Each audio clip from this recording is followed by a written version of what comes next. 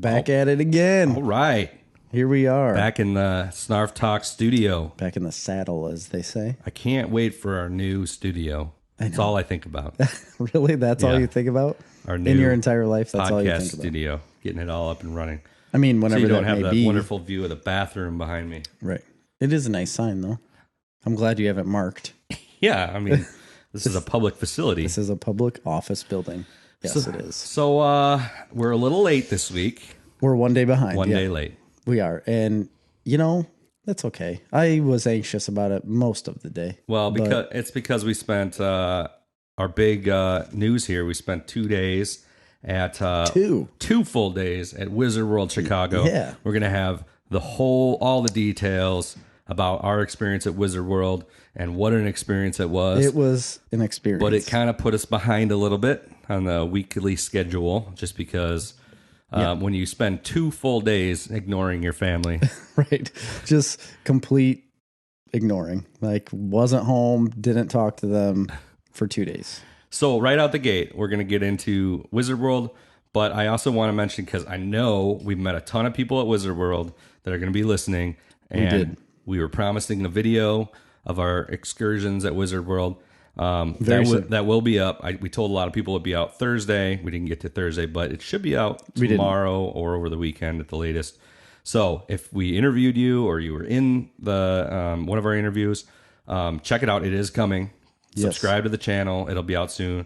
I just finished cutting it. It's very good. It's really good. I was pleasantly surprised. Like, I knew it was going to be, you know, a video of what we did, but I didn't know it was going to be put together as well as you did it. And I'm proud of you. Thank you. Yeah, you're welcome. It took an inordinate amount of time.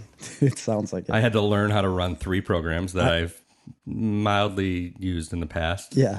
And there was a lot of frustration text. It was very frustrating.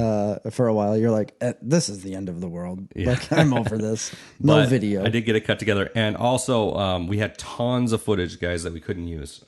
We ended up at a 25-minute video. I didn't want to go longer. Yeah. We have a ton more that we didn't use. There's a bunch of interviews we didn't use. So if you're listening or watching this and we interviewed you, and it's not in the video, they're coming. We're going to release them, each interview separately. We're going to tag you in it and try and get you your own little segment, which will only be like a couple minutes of each interview. If we didn't have it in the main video, most likely it was because the audio wasn't great. There's been a learning curve. Yeah, it was definitely a learning curve on our audio setup. We have a little work to do. Which is fine. I think we've got a handle on what we need to do. This was like a last minute thing. Like on Friday night coming home from Wizard World, we're like, wait, we should be shooting video. Yeah. And I just happened to have a bunch of the things that we needed. Wait, I want to talk about that conversation because it was hilarious. So we're on our way home and talking about like, well, we need to get this type of mic, or we should try this mic, or we should try this thing, and all of this stuff. We're just throwing out different types of products and gadgets that we need to use. And throughout this whole thing, Chris kept saying, oh, well, I have one of those. Oh, yeah, I have that microphone. Well, actually, I have a better one than that. And, well, yeah, I have lavalier mics that we could have little packs, and you could have all these things. Every single thing we talked about, Chris had. Yeah. And then he brought a big box of gadgets the next day. Well, I have all the video equipment because we do produce videos for iTrees and my other business. The difference is we shoot it on a camcorder. So a lot of the plugins and things that we needed to work would not work with iPhones. We recorded on iPhones just because we thought it'd be easier. So if anything we need to do is just upgrade like our little stand that we're holding the phone on so we can clip a better microphone on and everything's a little more secure. Right. But again, now we know. And I've already ordered all the stuff to fix that. So okay. Of course you have. We should have it by Ace Comic Con, which hopefully we'll be going to in October if I'm not too busy. No, you're not going to be combining until at least November 30th. And if we can get our wives to agree to a second dalliance into ridiculousness. This is another thing that we figured out, and we had talked to some other people at the podcast or at the Comic-Con that also have a podcast and a show on YouTube. It's just a YouTube show, I believe. Just a YouTube show. We'll shout them out because we met them. They're great. Really Chuckload nice of people. Comics on YouTube. If you search YouTube for Chuckload of Comics, or they have a website, which I believe is chuckloadofcomics.com. Yep. They were super cool, very cool to talk to. Had a ton of information for us, and hopefully we could provide a little bit of information. A little bit. Although after watching their stuff, it seems like they're definitely ahead of us. You guys have a much better handle on the whole video portion of things and how that's put together. It's a very good job. But, we're in the same circle here. Absolutely. So I hope going forward we can bounce some ideas off each other. They had a booth at C2E2, which we saw. Yeah, we did see. And we've been wanting to do a booth. That's amazing. I don't know if there's, we could figure that out in the future.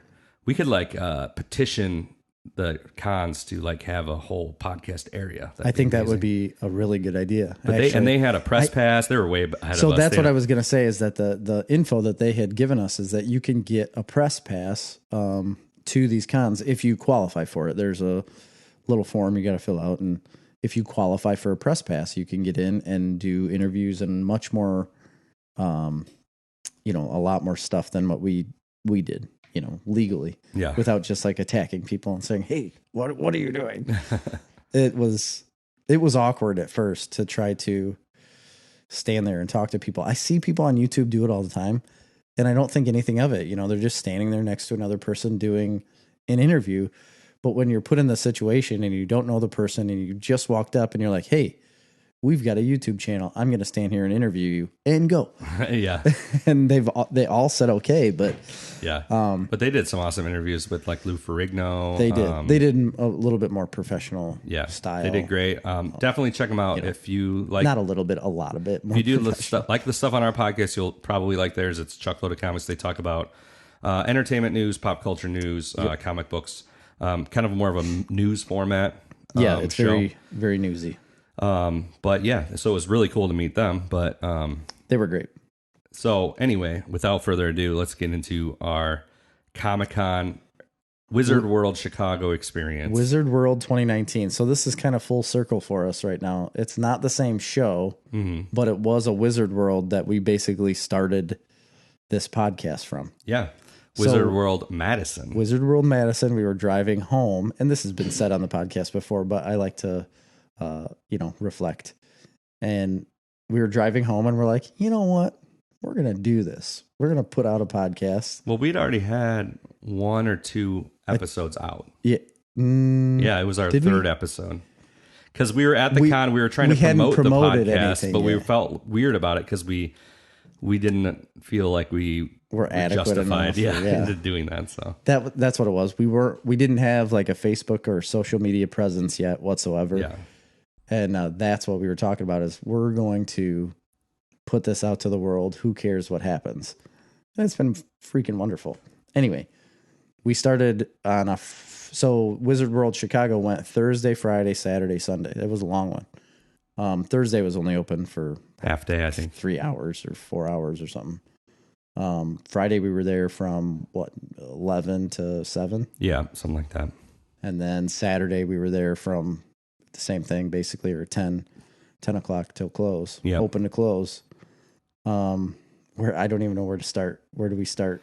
I don't know. I mean, it was just a fun, amazing show, and I'm so glad that we are learning at every step of the way here. Learning about the podcast, really, but learning on YouTube, which is really new to us. Mm-hmm. And then this was our first foray into being there, promoting it, really, and then also doing the whole video thing.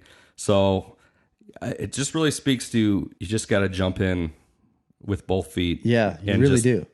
Go for it. Because every time we start something new, we question the heck out of it. We question ourselves. We question what we're doing. We worry about the audio too much, because I know you did a lot of work on the audio afterwards, but not that much. I think we were just more concerned about it at the time than we needed to be. We needed to just do it. Yeah. Because listening to it back, I think it's fine, and it sounds a lot different on a computer or on a different platform than it does on your phone. And that it worked out really well, though. I like the way it worked out for the first time ever really recording anything. But a big thing, they had a ton of comic books there this year, a lot more than I felt that they had last year at any of them. So, I mean, first of all, this show is huge. right? I think it's even bigger, probably bigger than C2E2. So it's really just like if you're into pop culture at all, it doesn't have to be just comics, but it's not just comic books; it's everything. And you'll when you watch the video, you'll see the amount of people that are there and how different everyone is. I mean, how different. And it's so different than C2E2, which is more corporate-y and more polished. Yeah. And Wizard World, it feels more authentic almost in a way.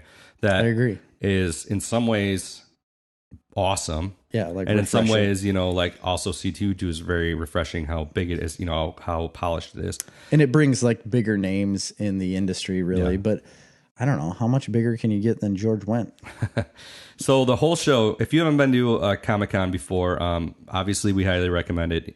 Even if you're not hardcore into it, it's great. Just people watching. It's just fun. It's like a place that we can go. And I told Jerry after we were driving home, I'm like, it just feels like you don't have to worry about anything. You're just like sucked into this world that you don't even know what's going on in the outside world. Yeah. It's very much like really Disney World in that aspect. When you're in Disney World, you don't know that the outside world exists. You're that occupied. Your brain is that occupied. And you also have like no self-doubt. You just feel comfortable. Right.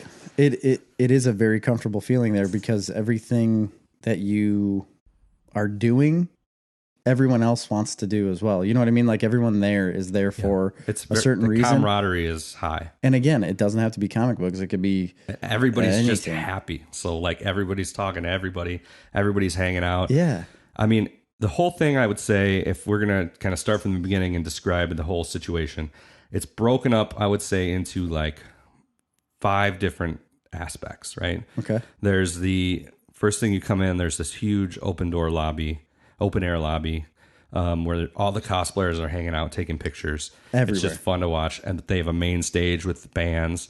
And then the MC for the event, which again this year was Kato Kalin, our man. Which we met a little bit at Wizard Madison, but we talked to him a lot more at this show. Yeah.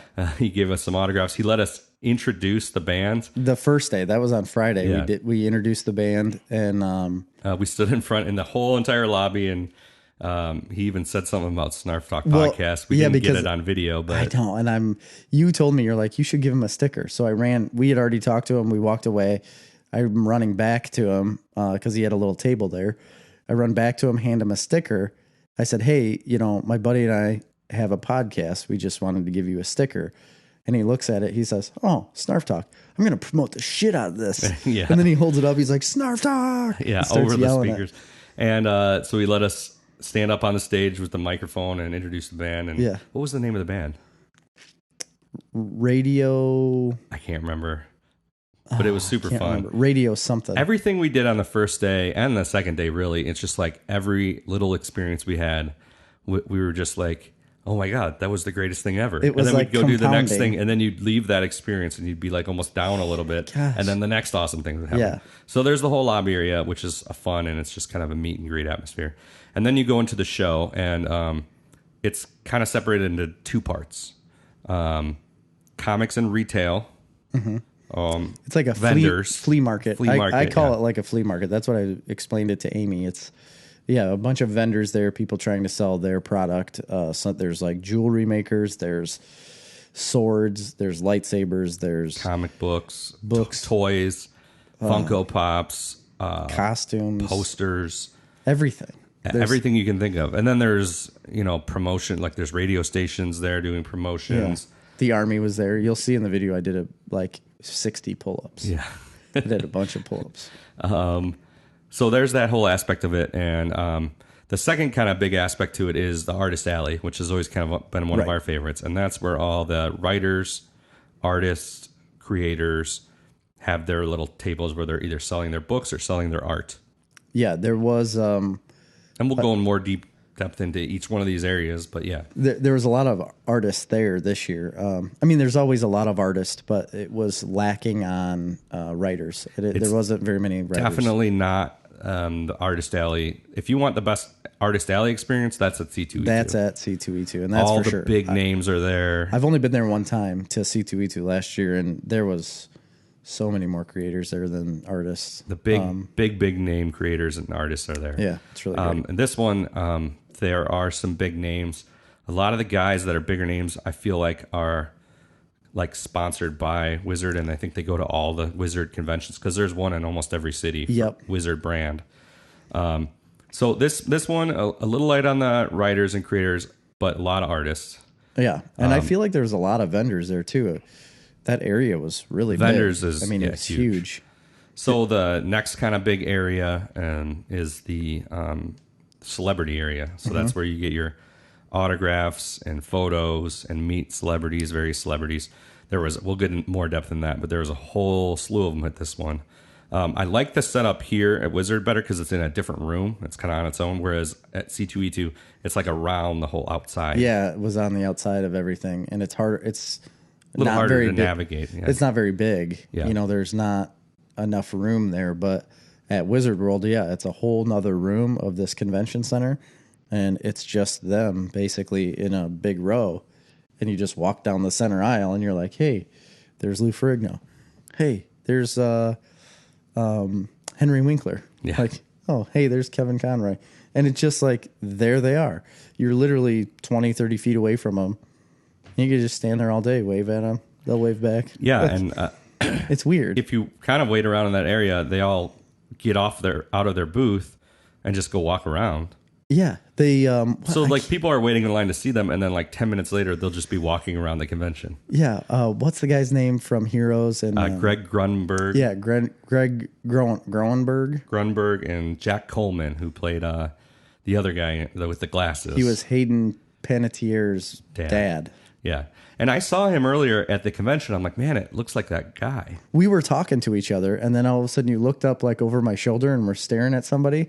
He just looked too thin. He was like super thin. He walked right by us, and I didn't think anything of him because he didn't look as familiar as he should have, I guess. I don't know. But then you pointed him out to me again later, and I was like, well, yeah, because later he was walking around with Greg Grunberg. Yeah. But and I'm like, they were walking around with us. Yeah. And like one point, so there was a big line and like a private area where you got to meet Carrie. I still don't know how to say his last name. Elwes.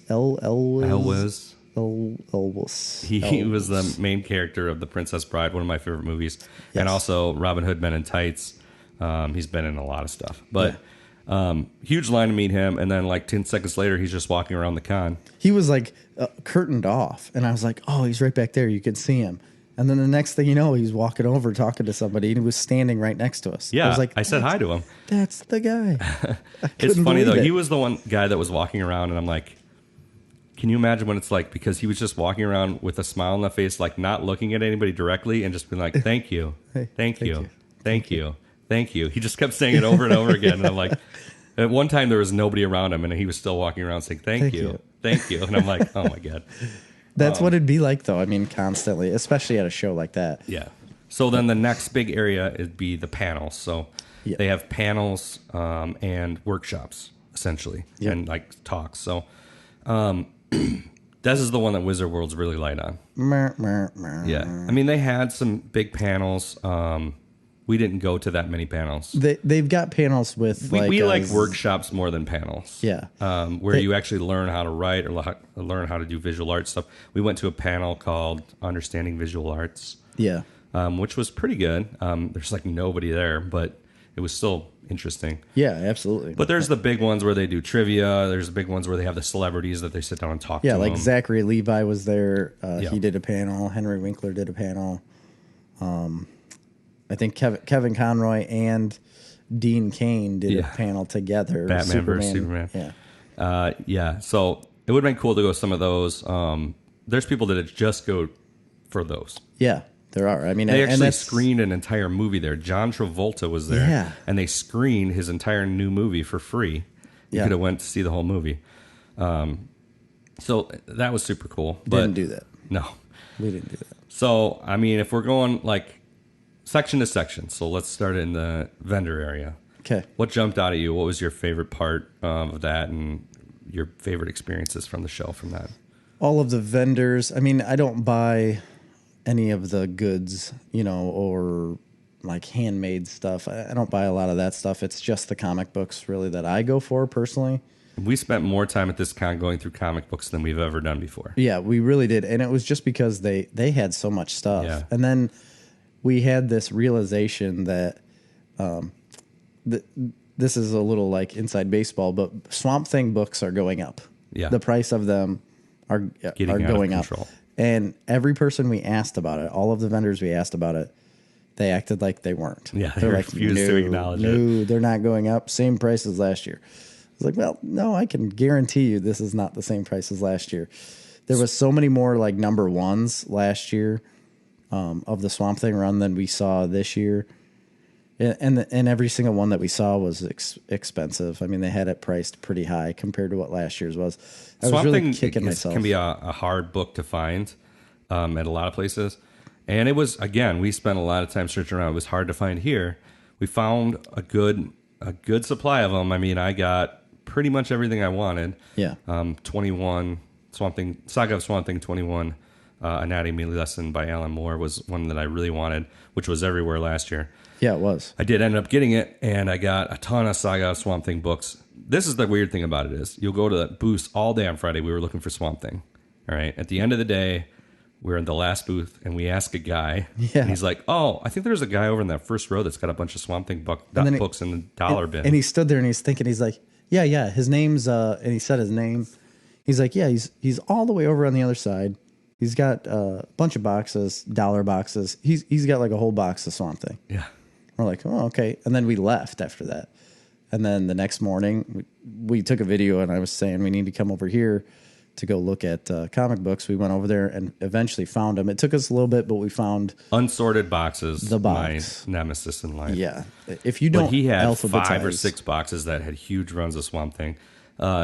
It's weird though. You can go there and get the books, a bunch of books you're looking for $1. But a guy across the show might have them all for $25. And that's each, the thing. You know? So all of those books we looked at. So I had, I needed to get 1 through 4. I didn't end up getting 1 through 4, but I do have now 5 through 20. I have all of them 5 through 20. And the teens and 10 and below, I was looking at some of them. And there was guys that had them priced like $15-$20 for each one, and this guy had them for $1. And then there was other guys that had them $70. Yeah, and then like the number one right now, a guy had it at $120, said he'd sell it to me for $100. Then the guy next door had it for $75, and then the guy next door to him had it for $80. Another guy had it for $40. Now this is all very varying like quality of the book itself. But either way, last year they were not priced that way. Yeah. And every single one of them told us that they were. Like, no, nothing's changed. The one TV show that nobody really likes because they ruined it towards the end because they cut it off short, made the price of those books go up. And I'm really kicking myself because last year I could have got one of those for like $7. Yeah. Oh, well. Yeah. It is what it is, and I'll eventually get it. But anyway, vendor section. That's what I go for. I'm assuming you are around the same. Yeah, comics. I mean, I like looking at all that stuff, but I mean, my big highlight was I got Saga of Swamp Thing 1 through 20, and then on the Alan Moore run, I got 21, and most of the other ones too. Yeah, really cheap. And then so on Friday, I didn't really plan ahead. So Friday night we went home and I went through my entire comic collection. I was up till like 1 a.m, figuring out what I needed for Daredevil because that's my main thing that I collect. But I never remember what I need whenever I go to these shows. Yep. So I figured it all out, and I spent a lot of the day looking around and ended up getting Daredevil 11 through 19, which are from the 60s. Yep. And then 56 through 64 were all I needed to get 1 through 84. Total, or 2 through 84. I don't have number 1. That's a $2,500 book. But I ended up getting them all at one place, really. It was that one guy. And he had all of them, and he had them priced pretty high. But I bought so many that he gave me a great deal on them. I mean, more than what I should have paid, but still pretty reasonable.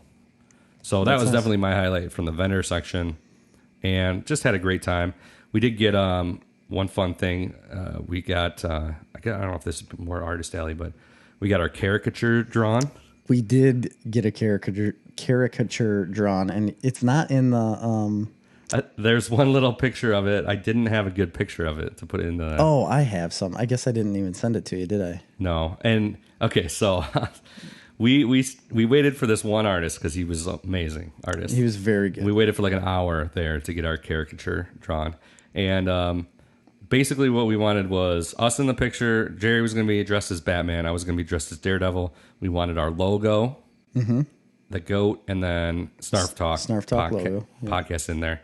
So we're like, okay, we'll just go with that. And then Jerry said, or one of us said, is like, wouldn't it be? I believe it was you. Might have been me. Yeah. I said, wouldn't it be hilarious if we were like, if it was like in the Titanic pose, like the Titanic, like Jack front of and the Rose, ship, you know, yeah, arms out, and you know, we'd been drinking a little, yeah, tad. So we thought that would be hilarious. We should totally do that. But the funny thing is, we tell him all that, and the guy was super into it. He thought it was hilarious. He's like, that'd be great.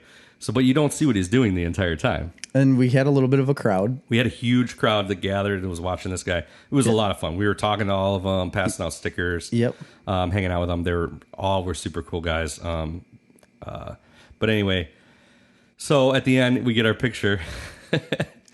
And it's something. It's guys. a doozy, man. It is a doozy. I don't even know how to explain it. He definitely went for the romance aspect. He did. I don't know if he thought we were a couple or what, but it made us look like a couple because so he put hearts and it's pink and red. We'll put a picture up of it, but it's pink and red behind us with hearts, and we're definitely doing the whole Titanic thing. And then there's a goat coming out of your butt. It looks like he's just behind I think he's us. Just like looking around. He is. He's just behind us, but. Yeah, it is what it is. It's.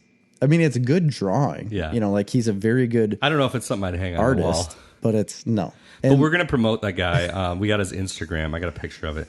He's amazing. So and, the boys, I put it in my office, and the boys keep going in there and finding it because they saw it like right away. And they keep like running around the house holding it up, like just please put it away. What did Amy say about it? She just thinks it's something. That's what she said. She's like, "Oh, it's something." Like, yes, it is. It's like I didn't draw it. I didn't think.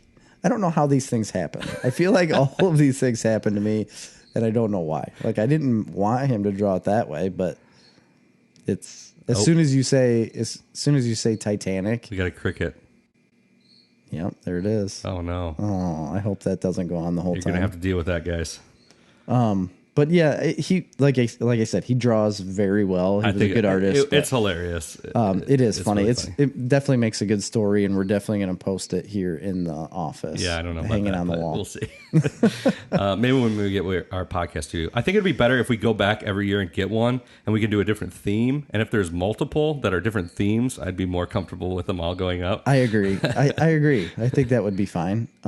Where was he? Was he in the vendor section? Yeah. He was. Okay, it wasn't in Artist Alley then. So anyway, then we went over to Artist Alley and met a lot of great guys. We did some interviews. Some of them are on the video. Some more of them we're going to post later. But a lot of small comic independent guys that it's fun to promote, and they got cool books, and they're doing it, man. They're doing what we want to do, and I have huge respect for them. Yeah, absolutely. And they had told us like how they got into like getting a booth and what the process was for that. They have a book out, they have books available or something to sell, which is probably something we should do. Yeah. And or get. But it's really cool to see what they did. I wish I wasn't so tense, like going in through there to do an interview. I felt awkward to do these interviews. Yeah. And, well, it takes experience. But. Yeah, but by the end of the day, though, I was like, oh, man, we could have done so much more had I not been a jagaloon. But we got to talk to Trevor Mueller. We did an interview with him. He's we've talked with him every con, every single one. He does a lot of the panels on independent comic books. He does. He gets nice hired by Wizard and C2E2 to do panels every time. He's really into it. And I'm not like diminishing his work by any means, but I just don't feel like he has a ton of content out there. It's not like he's been an author for 25 years throwing books out left and right, you know. Yeah. He's got 2 books. Well, he's got Albert the Alien the whole series. It's like 4 is books. a series, and he's got 4 volumes of it, but it was a web comic, I think, first. Yeah. And then he had another book, the first one he did called Asshole. But I mean, other than that, I mean, you know, it's just not a huge plethora of stuff. And he's, you know, being paid by these people to do. Yeah, it's awesome. Writing workshops. I think that's incredible. Yeah. So we did a cool interview with these guys that have a gay pirate romance comic that were just very lively, very flamboyant. I don't think we could put it on the video because it's definitely R-rated. It's very I'm R-rated. going to throw it up on YouTube as its own thing. Yeah, it's very R-rated. We have to make sure that the first 30 seconds of it doesn't say any like bad words. Yeah. Or YouTube will kick it out. Knock it out. Yeah. But that was cool. Like I said, a lot more artists this year. I think some of the highlights, we saw Jerry Conway. Yeah, Jerry Conway, the Punisher guy. Yeah, he created the Punisher and has a huge history of comic books. Mm-hmm. Tom Cook, who we've sing before, who did like He-Man and a lot of the Filmation stuff and Hanna-Barbera stuff. We saw Kurt Lehner, who did Beauty and the Beast, Gargoyles. Yeah, a lot of comic book stuff. But about who was it? Who was it? Cook. Tom Cook. Tom Cook. I kept wanting to say Tim. So the first time we went around and talked to him, Chris had thought he did a cartoon that he didn't do. Yeah, I thought he did Thundercats. Right, but he didn't have anything to do with that. And then this Thundercats was like the He-Man knockoff with cats. It was, but better animated. Definitely. It was much better animated. Yeah, newer. Anyway, so yeah, he thought he did like Thundercats. That wasn't the case. And he kind of said, no. Like looked at him like, no, not the thing. And then this time I was doing a video introducing him, and I say he did some of The Simpsons. Yeah, like he didn't do any of The Simpsons, which is a guy down the road. Yeah, I can't remember his name, but he did a bunch of. I just think it's funny every time we're around him, we say he's done something that he has never done. Right, and I think it's just because the poster that he has up has like 35 different characters that he's drawn, and we just assume like, well, Simpsons are animated, Thundercats are animated. Of course, he's done those things. Right. I just think that's funny. So we moved on from there, and who else was there artist-wise that we talked to? I don't know. We talked to a bunch. Yeah, just there's a bunch of them. That part was a lot of fun. It wasn't crowded. Not on Friday, no. I mean, even Saturday really wasn't that crowded. I don't think at all. We did, like I said, we went to the panel for Understanding Comics, but our visual arts. That was cool. And that was led by like a professor of a visual arts college. And he worked for Marvel for... Yeah, oh yeah. He still does. He was an editor. Doesn't he still work for them? I don't know about that, but he was an editor and an artist for Marvel, mostly an editor. And for DC, because he worked with Jim Lee a lot, too. So he's done a lot of stuff. He has a book out called something DC Comics, Understanding and Drawing DC Comics or something. Yeah, something like that. I can't remember. I've almost bought it on... Jim Lee Illustrated. I've almost bought it on Amazon like 12 times. Yeah, it's like DC's DC Guide to Visual Storytelling or something. Something like that. So that was cool. We didn't go to a lot of other panels. There were some pretty big panels there with like Zachary Levi, who's Shazam. Yeah. A lot of things. But we don't do those. Spent a bunch of time in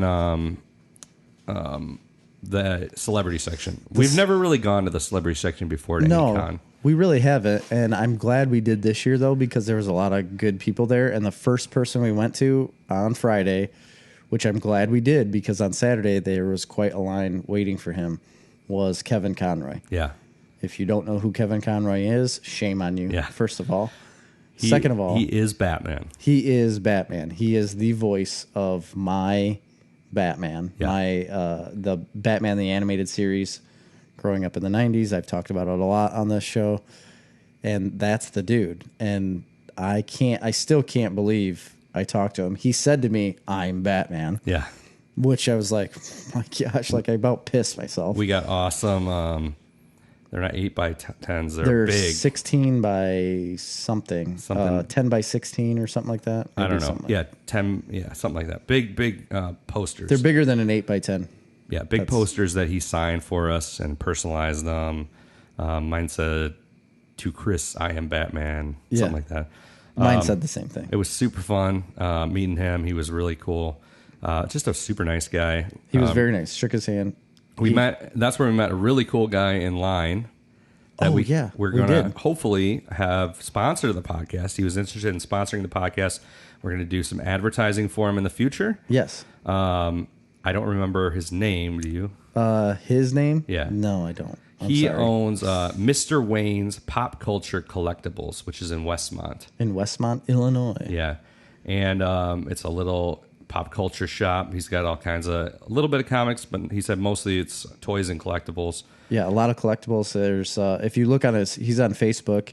If you look on his Facebook page, it gives you basically the rundown of what his shop has and all of his credentials there, how you can contact him. But his banner is Stranger Things 3, like of all the characters. That looks really neat. Yeah, so I bet you they've got a really... In Westmont, Illinois, so if you're in the Chicago area, go check him out. Tell him Snarf Talk sent you. And we're going to do some work with him in the future, and I think we're going to do some advertising for him and just see if we can get a little bit of a relationship built, because he was such a nice guy. He's a very, very nice guy. Yeah. We were standing in line, seemed very down to earth. And that's the thing. Like, we're all standing in line to go to Kevin Conroy, to talk to Kevin Conroy, and yet you make this connection with somebody out of the blue, you know? Yeah. I think that's really neat. They got Labor Day weekend hours this week, guys, 11 a.m. to 8 p.m., Thursday through Saturday. Enjoy the long weekend. Absolutely. So yeah, check that out for sure.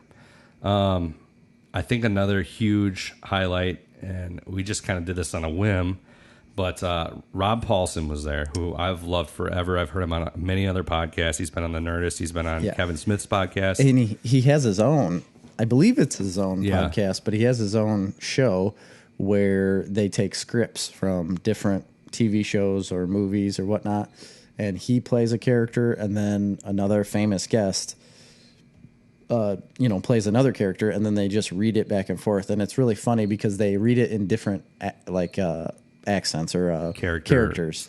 So he acts like a lot of the Animaniacs or any of the other voices he's done in his career. He'll act like those people, or like they've read stuff as Yoda before. And it's really funny to hear, because they'll do like a little snippet from Pulp Fiction, and he'll sound like, Yakko from Animaniacs reading John Travolta's lines. It's really funny.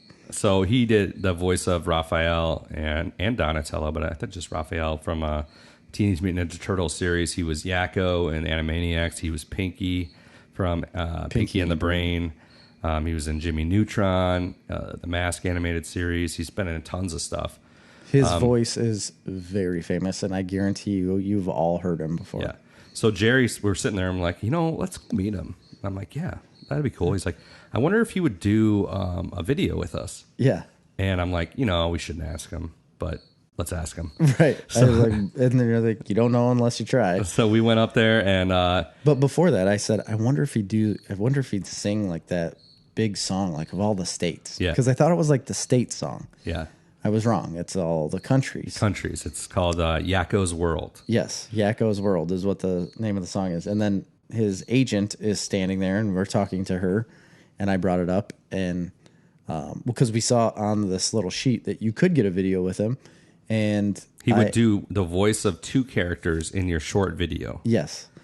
And so I asked if he would... And I had him sign, by the way, a Pinky and the Brain 8x10, which was really cool. And I asked her, I was like, would he sing that? She called it the geography song. Yeah. She knew what I was talking about, though. And she's like, he probably won't, because it really blows out his voice. And then when he goes into work on Monday, they're yelling at me because he can't perform, the way he needs to. And I was like, that's fine. Not a big deal. Whatever we could get, we'll take it. Not a huge deal. So she still wrote it down on a piece of paper, because he was meeting with somebody else. And then we walk up and we start talking to him. And he's like, absolutely, I'll do that. And the one big thing that I'm so glad I said now, because he wouldn't have noticed, he really probably wouldn't have noticed our shirts, because we were wearing Snarf Talk shirts. He wrote on the Pinky and the Brain thing, the picture that you got, And when he's Pinky, he says the word Narf. Yeah. Narf. And I said, Narf. I said, that's funny. I said, where's Snarf? And he's like, Snarf? Oh, well, I'll say that. Yeah, in Pinky's voice. Yeah. He said, it's kind of like I say Narf, but now I'm on Snarf. And then he said it in the video for us. And he did the whole song. United States, Canada, Mexico. He did the whole thing for us. And as a special bonus, he did a special new song, which is all the new countries that are now in the world since the original that thing show came out. Yeah. It was amazing. He was so kind and so nice. We have the video of him doing it. It's on our YouTube channel, youtube.com/snarfcomics. Yeah. If you watch our Wizard World video, which is the longer one, it's right at the beginning. It's right at the beginning. It's a 25-minute video, but it's worth the watch. And we're going to release it as a separate, like, short video. Yeah. So I'm hoping we'll get some serious traction out of that because I think it's amazing. So that was one. Kevin Conroy is my favorite that I met. But that moment was the highlight, easily the highlight of the entire show, just because, man, every day I would come home from school and I'd watch Animaniacs. Pinky and the Brain was on. Those pigeons, those like evil mafia pigeon guys, you know, and I would watch that stuff every single day. Never in my wildest dreams would I meet that voice. You know what I mean? Then to have him promote our podcast and do that whole song with us. It wasn't even that. It was just meeting that voice and realizing it was like a huge slap in the face with my childhood. Like nostalgia hit me so hard after that. Yeah. And we walked away from there like I can't believe that happened. Like we both were just like staring at each other like that just happened. Yeah. Like, it was so fun. It was amazing. And then we started sending it like right away, sending that video to like our wives, and I think I sent it to Seed and Top. I think I sent it to David right away. Because I knew he watched Animaniacs all the time too. But that was definitely a big time highlight. We got to meet Henry Winkler. Yeah, and we just waited kind of outside of his booth because it was about the end of the day, and got to shake his hand, say hi. Jerry told him not to jump the shark. Yeah, I said, "Hey, you shouldn't jump that shark." Yeah, and he laughed. So that was cool. We saw George Wendt from Cheers. Yep. We didn't meet him, but we saw him. Saw Lou Ferrigno, didn't meet him, but saw him like right again. Up you're close. Like right by these people, regardless. Like we didn't have a specific conversation, but we did have a specific conversation with Rob Van Dam, the WWE wrestler who Jerry challenged to an arm wrestling match. I did, and I even told him I'll pay you $50 to arm wrestle me, and he wouldn't do it. Contractually, he could not do it. He was scared away. Super nice guy though. He was really cool about it. And it was funny. I did some things. We didn't see Jeff Goldblum or John Travolta. They were there, but and we walked by Jeff Goldblum. It was like they were at lunch or something, and we said, "Oh, I would like to see him." So we were going to come back, and never ended up coming back, which was sad. I wish I would have saw him. I can't wait for his show on Disney Plus, The World According to Jeff Goldblum. When does that come out? The trailer came out, and it looks amazing. Really? I haven't even watched the trailer. It looks great. I knew it was coming out soon, but I haven't seen the trailer. So one big highlight is we met Billy Zane. We did meet Billy Zane. Billy Zane. So this is kind of a callback to our caricature. Yeah, because Titanic caricature. Yeah, Billy Zane was the bad guy in Titanic. Yeah, he was the bad guy in Titanic, and we happened to get a caricature made of us standing there in the Titanic theme. Let's say that was on purpose. Well, yeah, we'll say that was on purpose. So at this point in the night, drinks had been flowing a little bit. They were steady and constant. So it was the end of the day. Nobody was in the booth. We're like, you know what? Let's go see. Why not go see if Billy Zane will take a picture with our picture? Right. Not us, just the picture. Yep. And maybe sign it. Yeah. But we were like fresh out of cash at this point. We're like, you know, we've spent a lot of money, and I didn't really want to spend a bunch of money to get Billy Zane picture. No. So I'm like, we go up. I wasn't really thrilled with meeting him to begin with. Like, it wasn't somebody I needed to see, you know. But at this point, normal decisions were out the window. Out the window. So we go up there. We're talking to his handler, And he's sitting right next to her, but we're talking to the handler, not really acknowledging him. Right next to her. And we're negotiating. We're negotiating because we don't want to be in the picture. We just want him to take a picture with the picture. Yes. I feel like that shouldn't be a full price situation. And I don't know why that's a problem. Right. And what did he say? He said... well, first of all, they agreed. We agreed at a lower rate to get the picture with the picture. And he just turned around and he's like, the price is what the price is. What are we negotiating here? We're negotiating for a picture?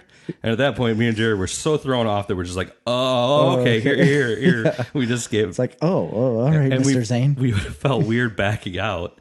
So we just paid whatever to get a picture. And we were in the picture. At that point, I don't know why we felt weird backing out. I don't know At that point, we should have just been like, all right, see you later.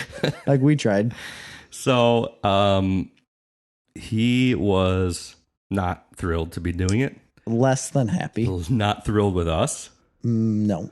Didn't care for us one bit. But we got a great series of pictures of me and Jerry in an awkward Titanic pose and him holding that picture and just giving us the dirtiest looks. There's not a single picture with him smiling in it. He looks like the most unhappiest man. So unhappy. He's standing there like this. Yeah. Like holding it up next to his head with his rolling his eye. He's literally like rolling his eyes in the photo with our caricature photo. And then you and I standing next to him doing the same pose. Which was his idea. And what? I don't remember that part. I didn't realize he said that. So maybe that he was in character. Maybe he was. He's just such a good actor that he can act very unimpressed and annoyed. Yeah. So as we're leaving, I shake his hand. Jerry fist bumped him and said, nope. What did you say? I called him a name. Yeah, you called him a name, but Jerry was referencing him in Titanic. Right. His character. And that's what I think I said. Well, his character was a bad guy, and Jerry said something along those lines. I don't know that he fully caught. We won't go into what Jerry said. It wasn't anything too bad. No, first off. I don't know why you're underplaying this.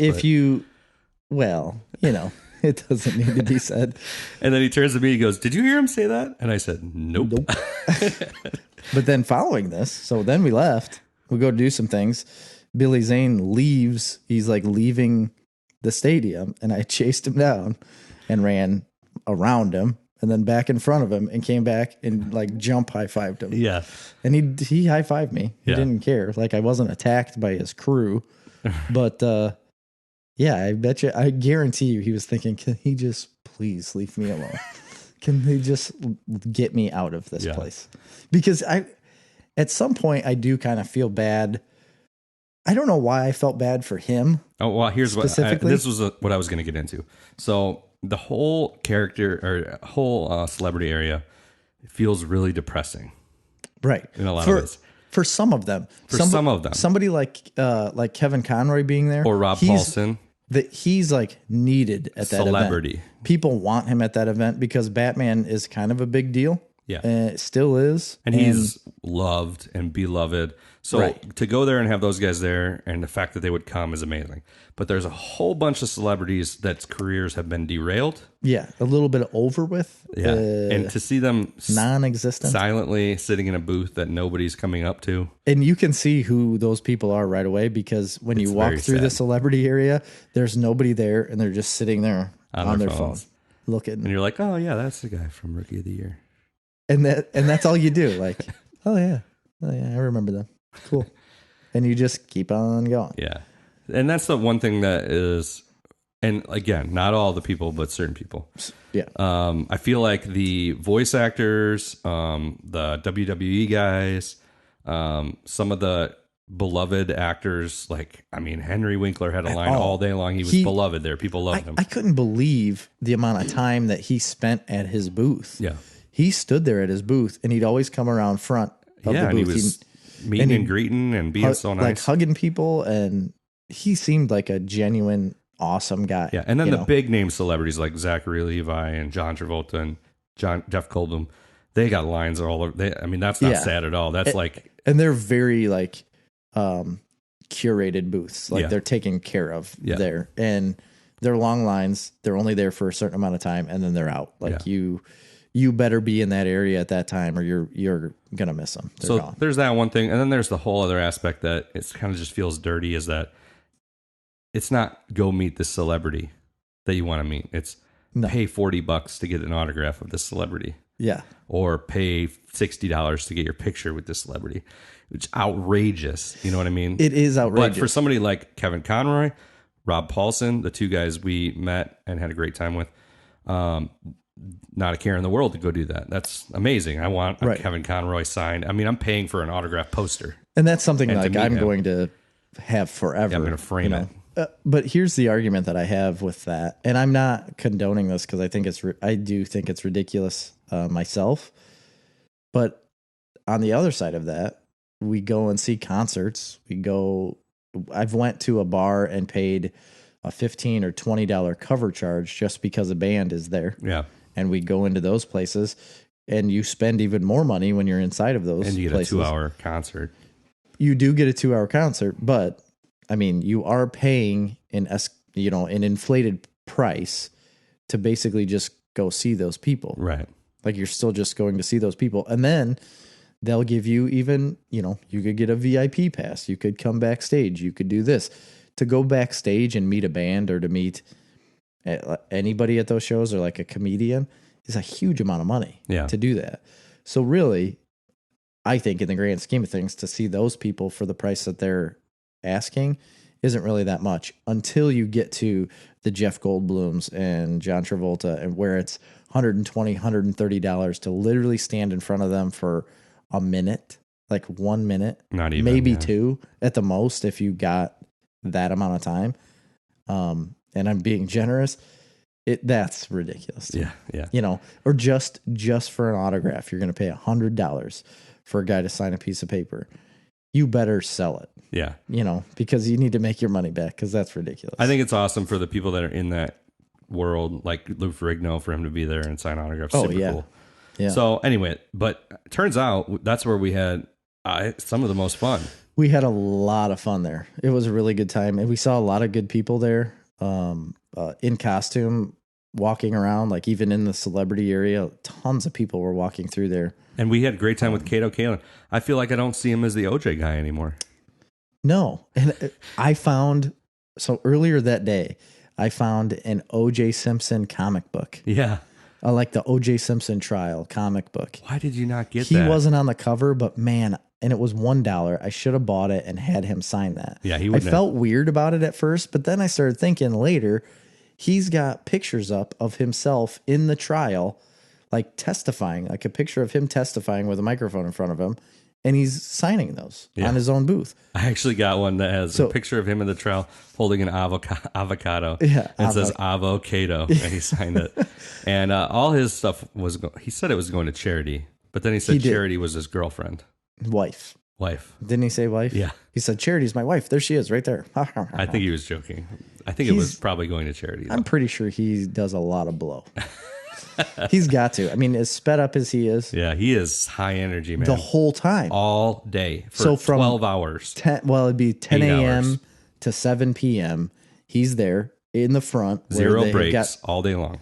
Like a very minimal breaks, if any. And he's always out there talking, laughing, and he's incredibly high energy. And very good at it. Awesome. And very funny. He was super nice. I did try to arm wrestle him too later in the day. And he wouldn't do it either. Jerry's working on a little case of drinker's remorse. Oh, bad. But it would have been fun to arm wrestle those people. I think I would have had a chance. I think you're with Kato. You're overreacting. I am. I understand that, but it was a lot of fun. It doesn't happen often, and I just feel like I felt like I was ridiculous for a while there. We passed out tons of stickers. We got a bunch of new listeners, which is great. Yeah, we do. Thank you. Thank you. Listening. And I hope you stick around because we do all kinds of reviews and movie reviews. We talk about all kinds of things we're watching. We give you the news, but we also give you our cool, interesting perspective on various ridiculous nonsense threads of life and sewing. With that, any more Wizard World stuff? Crochet. No, I don't think so. I think the next one, hopefully we can go to that Ace Comic-Con in Chicago. That looks like a really big event. Oh my gosh, Chris Hemsworth is there. Tons of people. There's other huge people. I don't remember any of them, but big we're going to try. Bigger than C2E2 and Wizard World put together. Really it is, yeah. And I don't know how big the con is. We've never been. It seems like a small little con. Is it at Navy Pier? I don't know. I don't know. It's up that way. I can look it up real quick. But we plan on going there and hopefully getting the I really press feel pass. like this is like our launch into the YouTube world. Because YouTube thus far has been just like an afterthought. It has. I think it needs to be more of a forethought, but...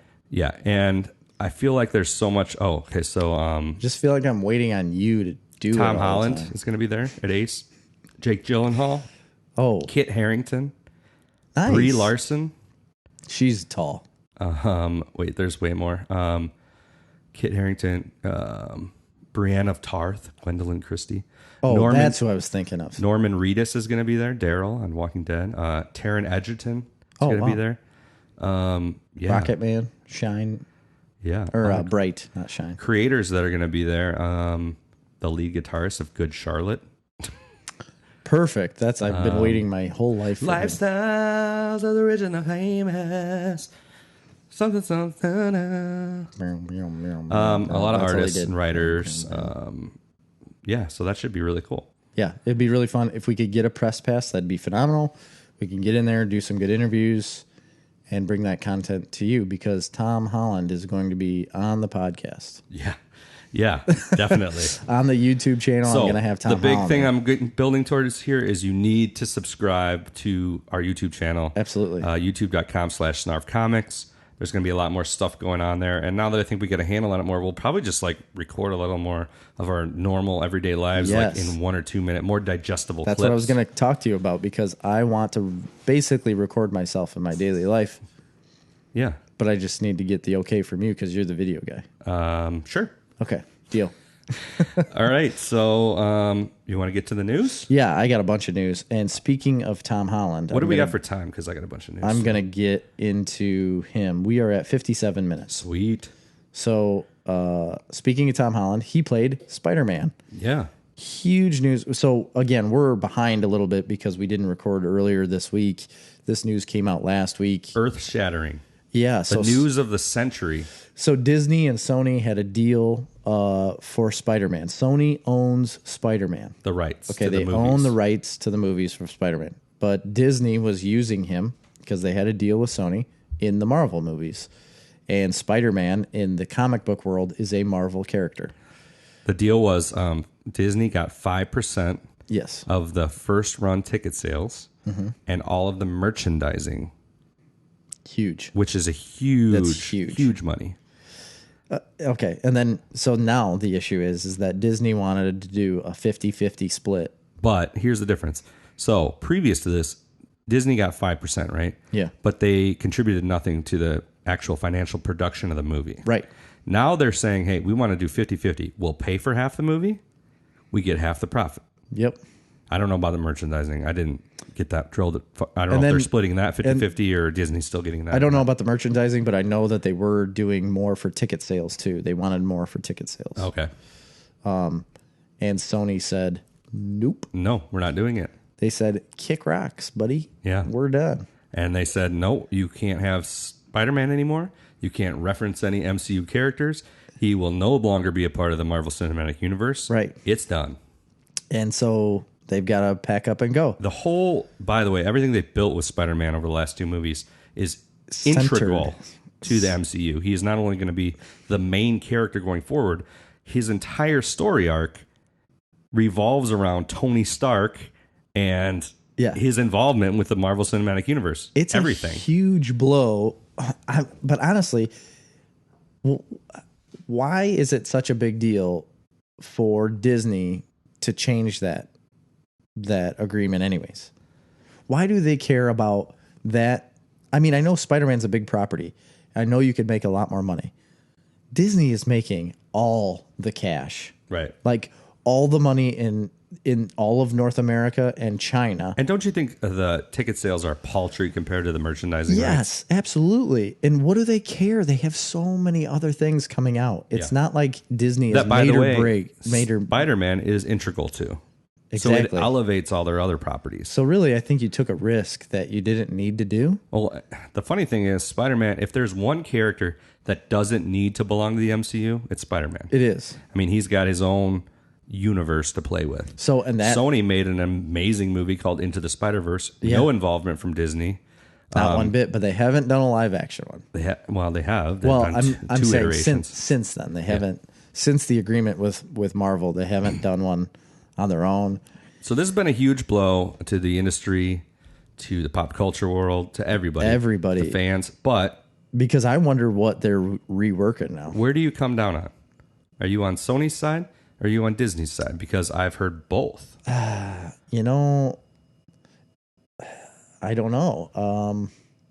I think Sony made out better just because they still have Spider-Man, and now Disney and Marvel have built up Spider-Man to a point where everyone will go see the movie, regardless of what they make. Yeah, nobody was going to see the other ones.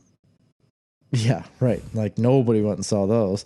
I think, and I think now they're going to tie in all of Spider-Man's world, basically more so than they have before. Like Venom's obviously going to probably play a part now, I think. Which I don't know if Marvel has any involvement in Venom or not. I don't think so. I don't think so either. They could. Yeah, I don't know, but either so where way, do you come down? Disney or Sony side? Who are you on? Like whose side am I on? Because the argument here was boo Sony for the most part. Everybody was kind of on the Disney side of the train saying, how could Sony do this? If Sony did this, they're awful. But then there was also the other side of it saying, hey, Disney, you're being super greedy here. That's kind of where I'm at. So you're pro Sony. I think I'm first of all, I think it's a baller decision on Sony's part to just be like, yeah, pound sand. I'm out of here. So that's what I was going to say. But also, are they making a big mistake on absolutely on launching Spider-Man? I mean, they could have made a lot more money staying with. We're talking Disney, about I think unfathomably rich people fighting with unfathomably rich people, right? Which is obnoxious because it's irrelevant and it just ruins everybody's party. It does, because these two unfathomably wealthy corporations can't just put their shit aside and not make an extra $500 million. That is kind of what I've always thought is why is Sony so precious about Spider-Man? And why is Marvel sitting in a position where they go, hey, yeah, we want the 50%. Yeah, exactly. And that's what I said to begin with. They're like, getting why 5% straight cash. Yeah, homie. Say you say it better than me. Straight cash. Cash. They're getting 5% straight cash. Yeah. No outlay. All they have to provide is Kevin Feige to produce it. Yeah, they have to do literally no work in any of this. And they get all the merchandising. Billions of dollars worth of merchandising. So they can let a whole nother company worry about that production and then worry about all of these things that they've got going on over here. But then on top of that, they can take that character and elevate all their other properties. Right, which is what they were doing. So for me, I think my perspective here is screw Disney. That I feel like that was it's a really poor greedy move on their part. Yeah. And if I'm Sony, I'm sitting there saying, why? So here's another thing though, is that it's not set in stone. It's definitely not. That was the big next part of this. The big thing here is that they may not have agreed on this first round of talks and whatever. And then obviously news articles are going to embellish and make this seem bigger than what it is. It could be relatively small to those companies, to be honest. Yeah. It could be something like, hey, we just didn't agree on one negotiating tactic. Yeah. One thing here, like give us a minute. Yeah. You know, because I don't feel like I feel like it's going to work out. I don't feel like they're going to split. Oh, it's going to work out. They're going to make it work out. It would be insane for either of these companies to let this happen. Because, I mean, Disney at this point has their writers pens are literally starting on fire if it's failed, because they're like, oh my gosh, every story has to change. Yeah, literally but every one that we've been planning for 3 years. You're talking about mega corporations and CEOs that don't give a shit about any of this, and it's all ego to them. Yeah. So for now, for Disney to tuck their tail between their legs and go back and we'll do the 5%. We'll do the 5%. Well, they should probably. They should, but they won't. No, they'll come out with a different deal. Hopefully they land somewhere in the middle, and we can all get past this ridiculous pettiness, right? And get back to the world of making shit that fans love. And at some point, Sony could potentially be a Disney property too. I don't know if the government would let that happen. You don't think so? That'd be too many. That's too many. Bought up. I don't think that would ever happen. You got to remember, Sony. It's huge. This is a minor portion of Sony. Oh yeah. I mean, they're an electronics company. Well, right, but that's what I mean. Like that part of Sony could be sold. We could. I would bet you that Sony is a much larger corporation than Disney. What about Amazon? No, Amazon's the biggest. Amazon's going to buy them. They could, or Apple, which is also huge. Yeah, Apple could too. At one time, Apple has enough free cash to buy Sony or to buy Disney outright. Really? Yeah, that's incredible. Disney's not that big of a company. That baffles me that they're not, because they are literally printing money as they sleep. But since we're on the Disney train, I got some more Disney stuff. Go for it. All right. Couple big things. Okay. Disney Plus. All right. Is going to light the world on fire. Yes, they are. They're going to buy. The big thought going in was, it's going to take Disney 7+ years to even get near the subscriber base of Netflix. Yeah, right. I think they'll do it in a year. At their price point, yes. That's what I was going to bring up, the big news on that. Did you hear this? I didn't, actually. If you got until Monday. Okay. Until September 31st, actually, which is Sunday. Oh, September or August? September 1st, sorry. Okay. You got till August 31st. Gotcha. Sunday. I give you a million dates there. So do it tomorrow. If you are a, what is it, D23? D23, yeah. D23 is like the Disney Comic-Con. Yep. It's where they announce everything. It's like their Apple has that one big thing in October, which they just released. They're going to release their iPhone 11. Oh, I didn't see that. But Disney's got this thing called Disney D3. They don't even go to cons anymore, Disney. Nope, they don't. They have their own. Marvel, Star Wars. Actually, Star Wars does Star Wars Celebration. So it's Marvel, all the Disney stuff, and the Disney Star Wars stuff. Released something at D23. We'll talk about that. Well, we're getting there. Anyway, if you sign up to be a D23 member, okay, on their website, which is free.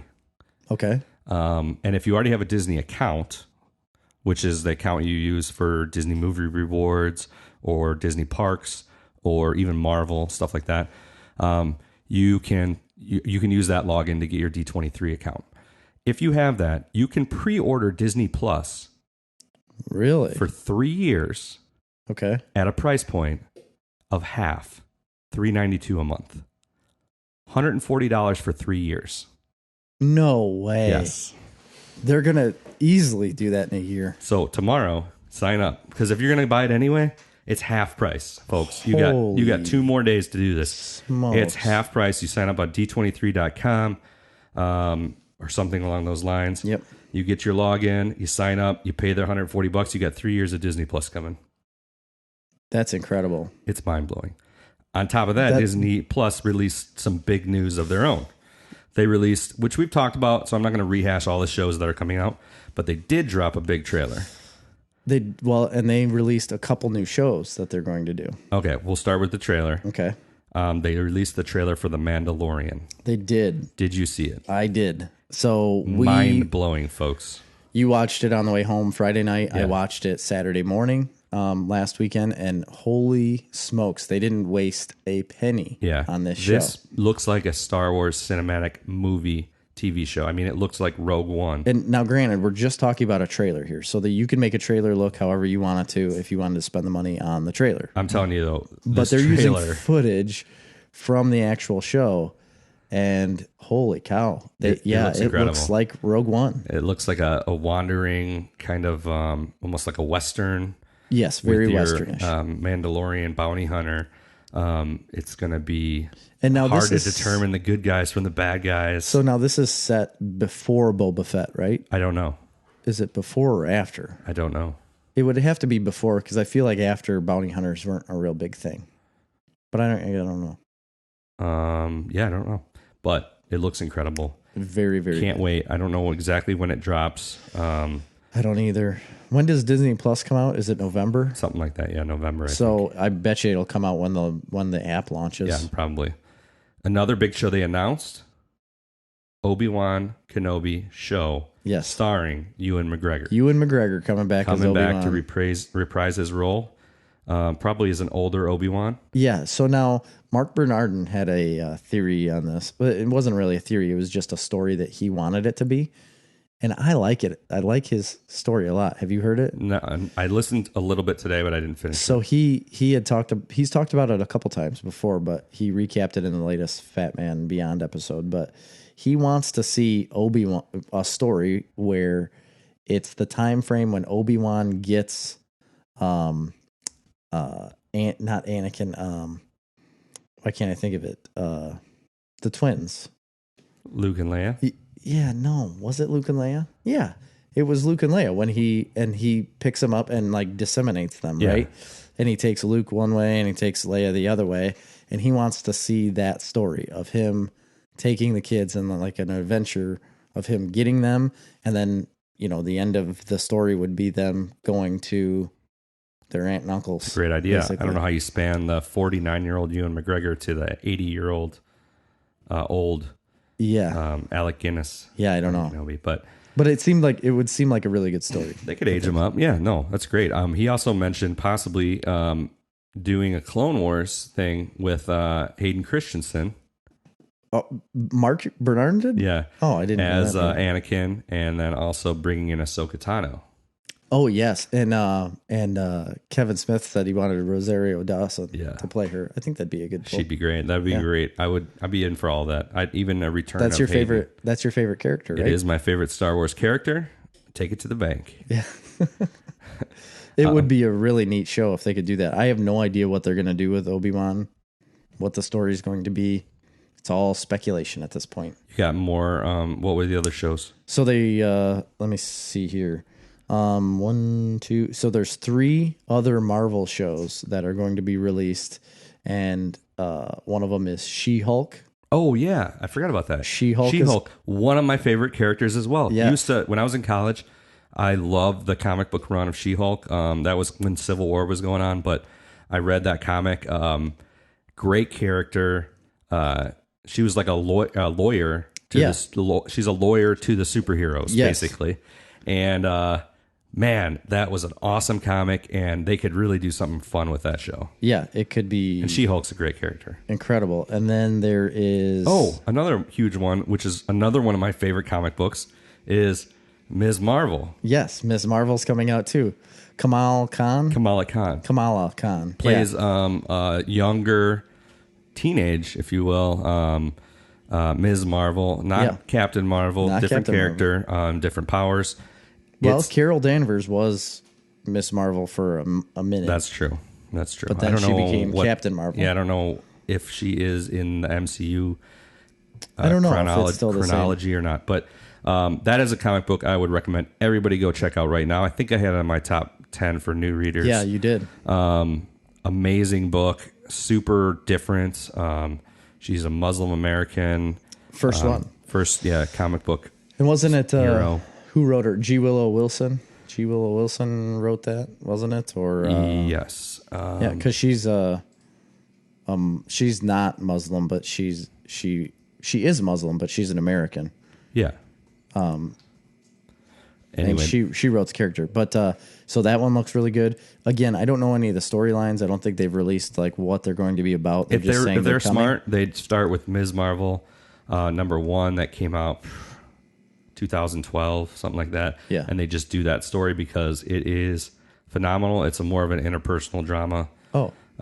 It's character based. It's phenomenal. Nice. Also never mind.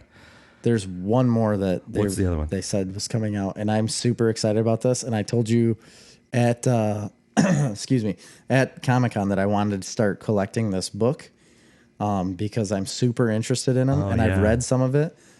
Also one of my favorite characters. Moon Knight. Yeah, they're doing a Moon Knight show, which is, I can't believe it hasn't been done. This is the perfect character for a TV series. Yeah, so Moon Knight is, everybody's always said that it's Marvel's Batman. Because the main character is like an eccentric billionaire, right? But he's got 3 different personalities. So I'm trying to remember the names of them now. But one of them, he's like himself as a billionaire. I guess there's technically 4. But Mark Spector, right? Yes, Mark Spector is the normal guy. But then he's a taxi cab driver as well. He acts like a taxi cab driver. And then there's another one that he is... he's a billionaire taxi cab driver, and then somebody else. He acts like somebody else too. And then he's also Moon Knight, obviously. But he's actually kind of like, when he plays these different people, he gets himself a little bit like insane. He's kind of insane. And yeah, he's like multiple personalities. Yeah, he knows it. He knows it's becoming that way. He wasn't originally, but he knows it's becoming that way, and he just goes along with it. And there's a lot of good story there. The earlier stuff is is really good. I mean, it's still really good, but there is a run by Warren Ellis and that one guy in Chicago Cullen Bunn. Warren Ellis and Cullen Bunn wrote a short run. It's like 14 or 15 issues in, I think, 2012 when it came out. And everybody says that's by far the best run of Moon Knight. That's the one you need to read. You need to read the earlier stuff, but this is the one you need to read. And everybody's hoping that they do that. They do that little story because he's got 2 different costumes in that run. The original costume where he's got a hood and a cape, which is all white, and he's in his all Moon Knight garb. But then he's got a suit, and they just call it White Suit Moon Knight. And he literally is wearing a white suit, but he's got like a white, really tight white hood. It reminds me of like Red Hood, kind of. Or Grendel. Ooh, sorry. Yeah, it's like that. It looks like almost like a ski mask, but it's really tight on his face. And or Baron Zemo. And apparently I haven't read this story yet, but I'm going to. And apparently, like, that's the best of Moon Knight is when he's like white suit Moon Knight. Okay. Well, everybody loves it a lot. So I'm super excited about that. I'm going to get that means, read. Jerry? You better be looking on the lookout on eBay for your copy of Werewolf by Night number 32. I was looking it up already. And I saw some at Comic-Con. And, but yeah. I was already looking it up. So Werewolf by Night number 32 is the first appearance of Moon Knight. Yeah. And a really cool storyline that they do. So once Moon Knight started his own run, it was like 1985, he got his own actual run. And I had in my hands number 1 through like 9, and I didn't buy them for some reason. But because at the time I wasn't for sure that it was the actual number 1 of the original run. Anyway, I had in my hand. So at that original run where it starts number 1, they give you the backstory, obviously, and everything. But at the end of that run, it's like issue 24. They tie it back to, and they tell basically the same story of Werewolf by Night number 32, and they tie it back on how that all happened. So there's a story that happens in Werewolf by Night number 32. The same thing happens in number 24, but it's from the Moon Knight perspective of what happened. And I think that's really neat that they would go back and do that to like solidify how the character got there to begin with. Yeah. It's really cool. His powers like vary by the phases of the moon, right? Something like that. No, there's an Egyptian god that controls him, but it's the moon god in Egypt, and I can't remember his name. Starts with a K. Okay. He ends up getting like beat up. He's in Egypt, I think, at the time, and he ends up getting beat up, basically killed. I think it was in Egypt, but he's at the statue, this Egyptian statue laying at the feet of him, and he gets killed, but that statue brings him back to life, and now he's like whatever that Egyptian god is, his name, like reincarnated through Mark Spector Okay. as Moon Knight. So he does get special powers from that thing. And then there's another storyline where that Egyptian god has to try to... He kind of like tells Mark Spector, like, hey, I'm still in control of you. So he lets him like die again and then brings him back to life and say, hey, you need to start listening to me because I'm going to make you do what I want you to do. So he's kind of like being controlled, and that's what's making him somewhat insane. So he's being controlled. He can't let anybody know that he's Moon Knight, obviously, and being controlled by an Egyptian god. So that's why he starts getting all these different personalities, because he can go with the billionaire crowd, but he needs to get information from the lower people. That's why he's a taxi cab driver, so he can go in the bars and talk to people like normal and get information from them. So he takes on these different personalities so that he can do his vigilante business better. Yeah. So I've been a huge fan of the character for a long time. Over the course of the last 10 years, I can't tell you how many times I've wanted or tried to buy that copy, the first appearance of Moon Knight, Werewolf by Night 32. But recently, in the last couple of years, I've wanted to buy that book in the $200 range. All right. Yeah. And now they're like $600 to $2,000. I was just going to look it up, and I was looking it up the other day. I found a copy for a really low grade copy for $600. So the book's already taken off, unfortunately. It's too bad, because a lot of these characters that are now making these shows on, I've been wanting to buy the first. I as a collector, what I collect is first appearances generally. So like Moon Knight's been one I've been after for a long time. I did get Werewolf by Night #1. You did, which was a huge one that I've been wanting for a long time. But She-Hulk, Taskmaster. I've always wanted Taskmaster #1. He's a villain. Now it's going to be worth a lot of money.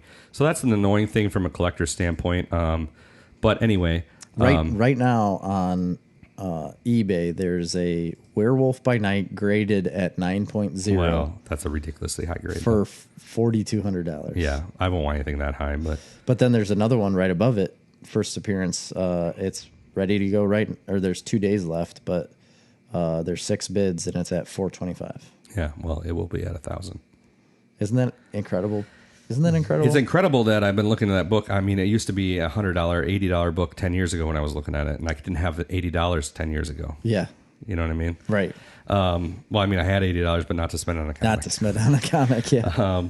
So anyway, that's super exciting that they're making that. I think everybody will enjoy that show. Yeah. It'll be a dark, dark show. It will. I'm so excited for that. But since we're the Disney podcast now, I got more Disney news. Disney news. Okay. This revolves around more that was at that D23 summit, if you call it that. And it's Disney World news. One of my favorite places is Disney World. What about it? And I've never been to Disneyland, but I'd like to go. Yep. There was a big article on the new Star Wars land that's opening at Disney World right now. All right. It's open right now to pass holders only. I think it opens up to the general public in September. But one of their big things that they're saying is amazing about the Star Wars world is they've designed it to minimize wait time. So that's the bitch about Disney World is huge wait lines if you don't use your Fast Pass correctly and you don't know what you're doing, unlike me. Right. You are the best. But in the Star Wars, they built it big enough that they're claiming that there will not be... It would be a rare occasion for there to be more than a 30-minute wait for any of these real high-profile Star Wars rides. Really? I think there's 2 big rides in the Star Wars world. On top of that, if the wait lines get over an hour, they're going to allow you to get a queue ticket where you can go walk around and come back at your allotted time. So, well, that'd be pretty slick. They're pumping this up and saying it's a big deal. Now, what they were referring to was that Universal released a Hagrid motorcycle ride in the Harry Potter world. Okay. 10-hour waits. Average. No way. And they're saying any ride that has a 10-hour wait, we consider it a failure. So I don't necessarily call it a failure, it's a failure. You can't spend an entire day waiting in line to go on one 2-minute long ride. That's the most obnoxious thing. So if that's true, that's amazing. Now, that's only a little bit of news. The real news on Disney is Disney World is that they have taken so they've been in the process of rebuilding their old parks. Yeah. So they rebuild Animal Kingdom. They put Pandora there. It's amazing now. Okay. They're doing a bunch of additions to Magic Kingdom. They're putting a big Tron roller coaster in that looks cool. The newest one they've been working on is Hollywood Studios, where they added the Toy Story World, and now they've added Star Wars World. Okay. And that sorely needed a makeover. But the one that's kind of been left in the dust has been Epcot. Oh, so really? Epcot's gotten very dated over the years. That makes sense. The World Showcase with all the countries is cool, and that's newer. Yeah. But the rest of it is severely, boringly out of date. It's still one of my favorite parks because it's big and open, and it's pretty. But they announced a massive, entire, across-the-board relaunch of Epcot. It's going to take many, many years. They have broken it into 4 areas: the World Celebration, World Discovery, World Nature, and the World Showcase. The World Showcase is the countries. That's going to stay the same, but they're adding a bunch of new rides. They're adding like a Mary Poppins ride in the UK, some Beauty and the Beast stuff in France. What's the problem with the UK? Nothing. Oh, you're like, in the UK. So that's big there. But the big part is, they're adding a new thing in Canada. They're adding some new China stuff. They're adding some new countries. But they're revamping the rest of the park, which is what it needed it. They're redoing Spaceship Earth to make it. So right now, have you ever been on Spaceship Earth? One time, yeah. You go on the slow ride up inside the globe in Yes. pitch black, and it's like 1980s, 70s animatronics, and like you get to the pinnacle, and it's a journey through the evolution of mankind. Yeah. So you start in like caveman days, and you end up in like modern days, and it's basically a guy on an Apple IIe. Oh, really? Yeah. I mean, it's really out of date. So they're redoing that. Was it Ralph It's Rao? going to remain it's going to remain a voyage through time, but it's going to be all revamped and way better. Yeah. They're having a huge new pavilion in one of them, new night shows, huge indoor Guardians of the Galaxy roller coaster, which they're building right now. They've been building for a couple of years. Why would that be in Epcot? It's in the space section. So they have one section that's kind of space, and they have mission To Mars, something like that. And they're updating that ride. That's got Gary Sinise in it. He's the main guy in that.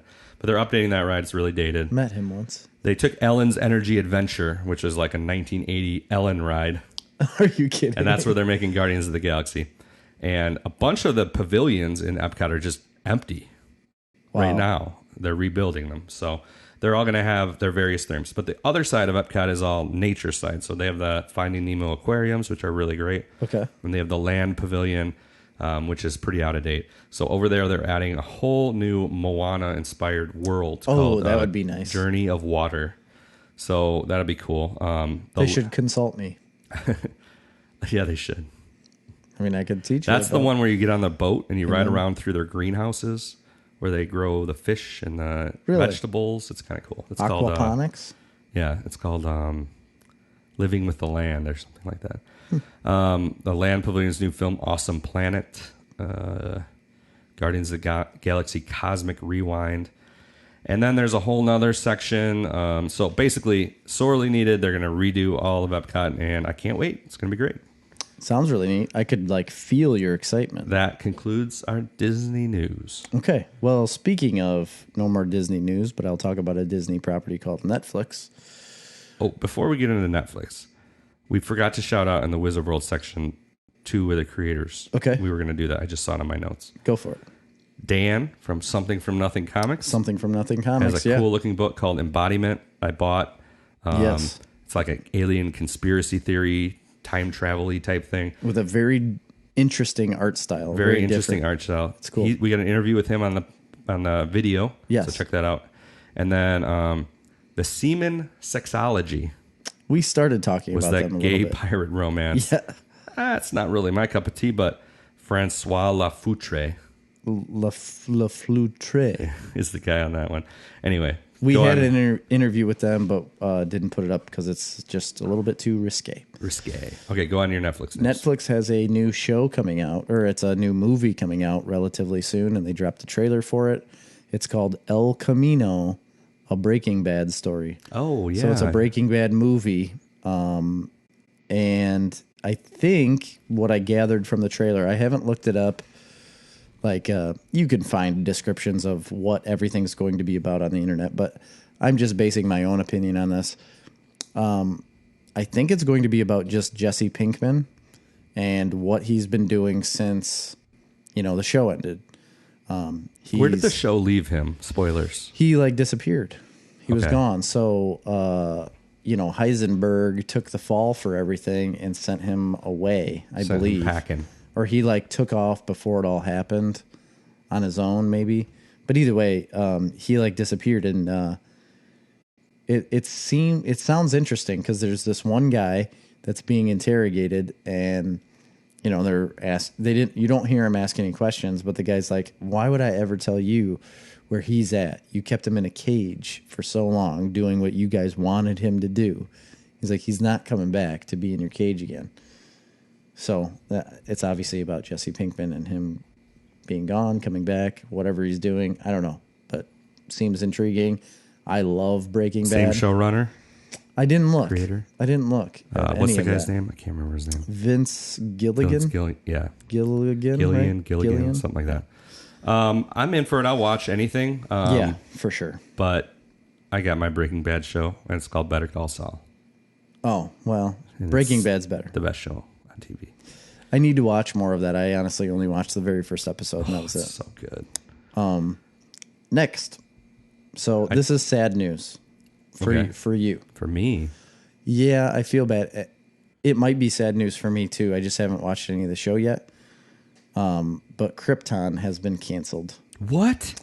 By Sci-Fi. And oh my God. They're not bringing it back for season 3, and they have canceled all hopes for a Lobo spinoff. That's terrible news. Yeah, and I don't know why they did this. What a great show. That's sad. It's expensive, I'm sure. Yeah, it probably cost them a lot of money, and I bet you they're just going to try to branch out into other things. But I bet you it made them a lot of money, too. You don't think so? I don't think so. I don't think it. You don't hear anybody talk about that show. I thought it did well. I'm the only one that's waving the banner of Krypton. I've heard others. Waving the Superman cape. I've heard others. Mark Bernard loved it. It's a great show. It's really good. Yeah, it seemed like it was really good, and it does look good. I just haven't had the time to sit down and watch it because everything else I need to watch. Yeah, that's a shame. That's a good one. And that's it. That's all I got. The last one was Wizard World happened. Yeah, which it did. I did get some big news we haven't talked about. Okay. Did we talk about Kevin Smith's new show? Yeah, last episode. We did. Okay. I brought it up about Masters of the Universe. Kevin Smith rebooting Masters of the Universe. The one thing I did get wrong. I don't know that we talked about it. We did. Absolutely. But the one thing I did get wrong was that I said it was just going to be an animated show, but it is going to be an anime. Yeah, by the same people that did Castlevania. And see, I never watched that. I watched the first episode. What's it look like?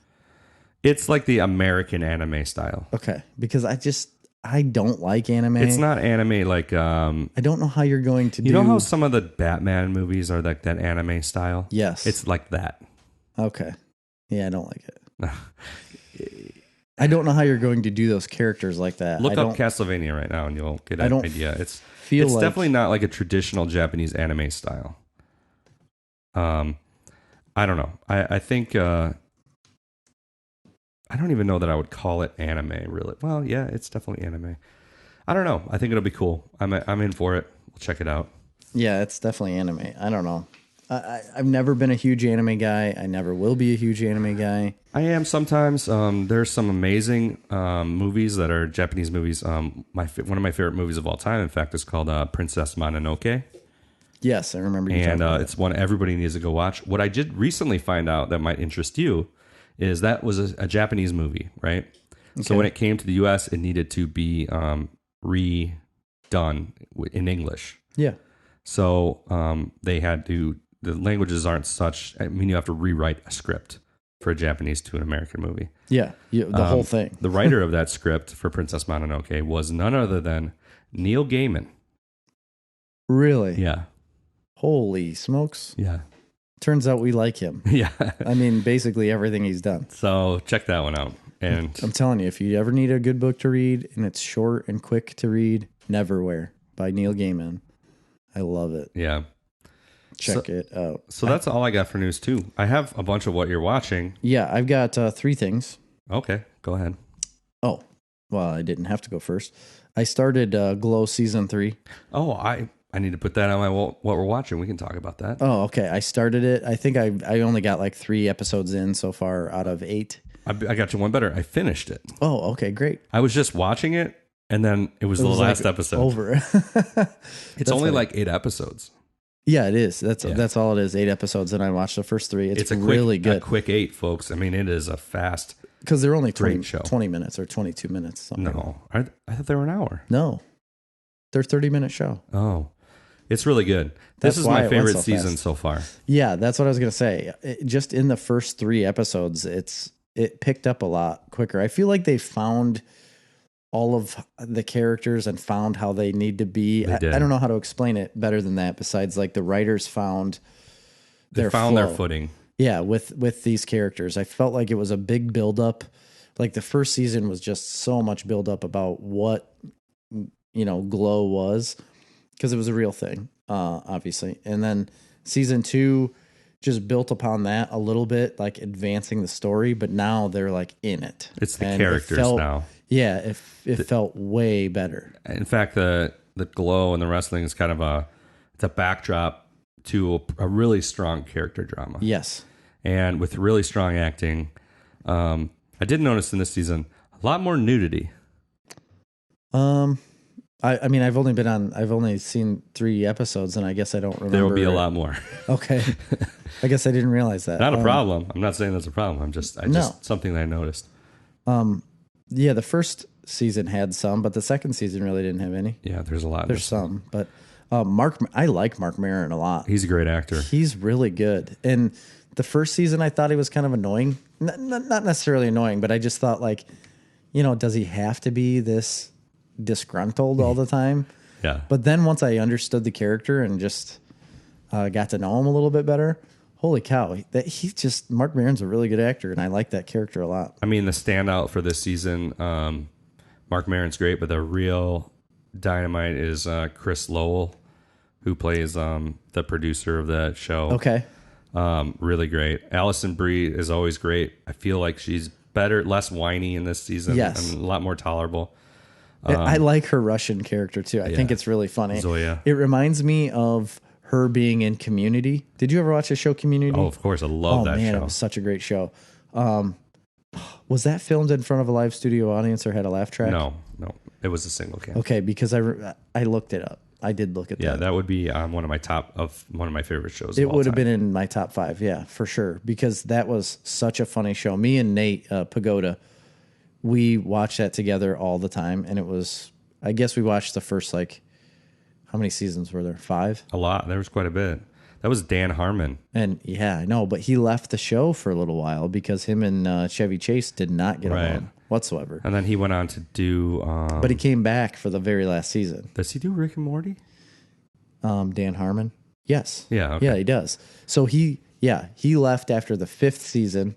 It had 6 and 7 without him, and then season number 8 was the last one, and he came back and did that. Yeah. Boom, I remember. Anyway. So she's great in that. The girl that plays Debbie, Liberty Bell, she's good.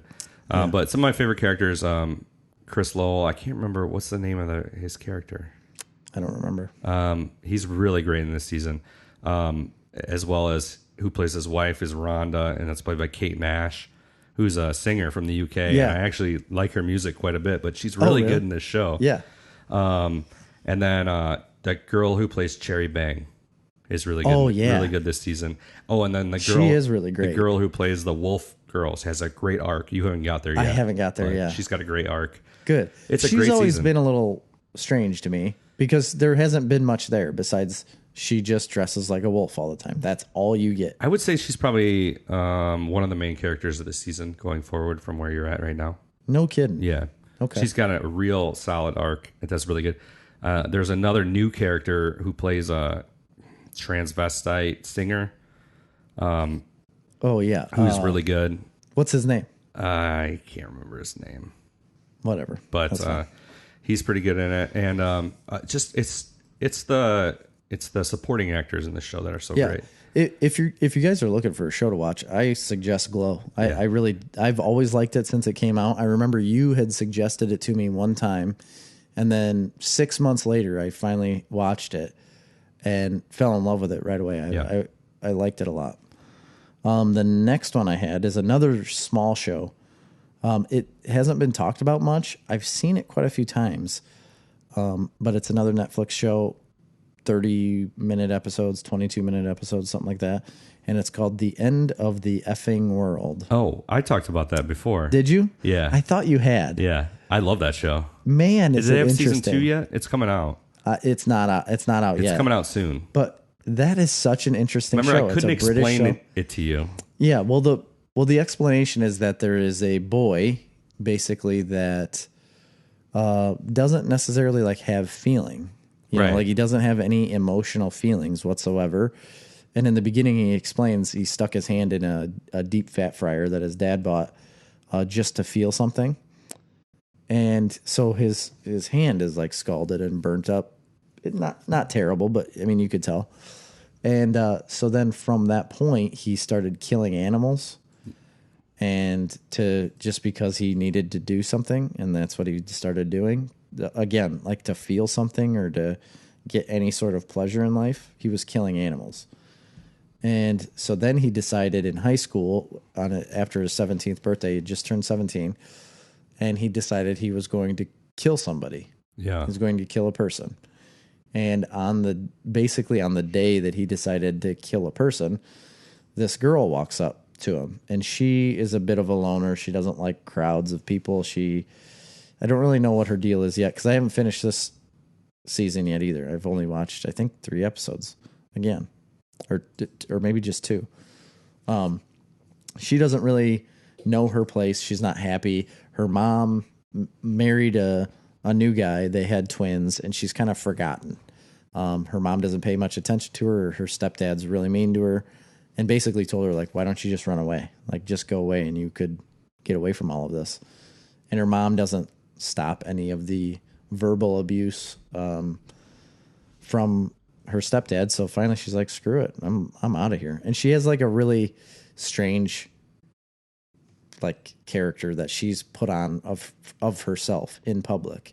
She's really abrasive and mean to people and does whatever she wants. Well, then she walks up to the main character, the kid, and just walks up to him and said, I saw you skating. He's like, yeah. She's like, you're shit. And then I can't remember what he said. But from there on out, they like were together all the time, and they got this weird relationship where she just like kisses him all the time.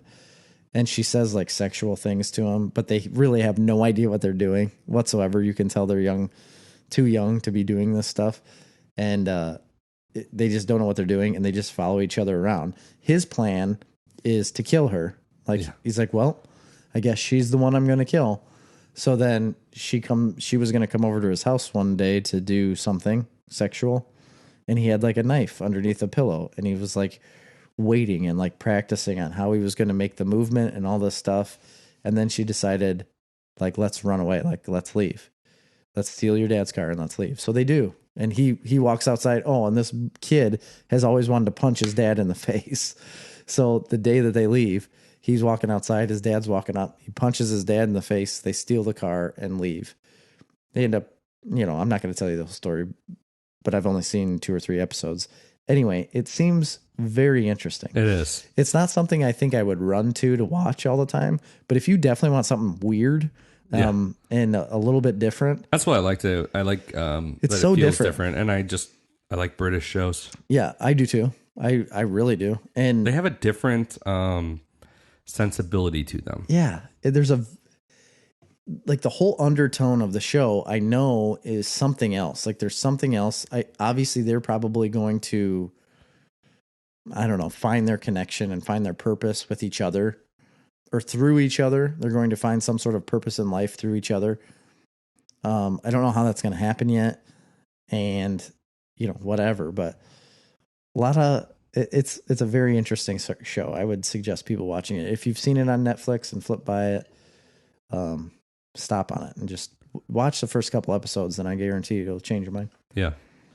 I have watched a bunch. The main one I wanted to talk about was Batman Hush, which you were supposed to watch. Yeah, that's an prior to animated this movie. episode. And I didn't watch it, but we did talk a little bit about it Yeah. at We'll wait. Comic-Con. I'll And wait till next time. I've read things about it, but I haven't actually physically watched the movie yet, and I apologize. Yeah. But I did watch a bunch of other stuff. I got on a animated kick, DC animated kick. Okay. And I watched. What did you call it over the weekend? You said I'm on a DC animated like revival or something, or Renaissance, or I don't know what you called it. But I watched Death of Superman. Oh, really? Nice. It's on DC, the DC Universe app. They've got so many things on there. Good app.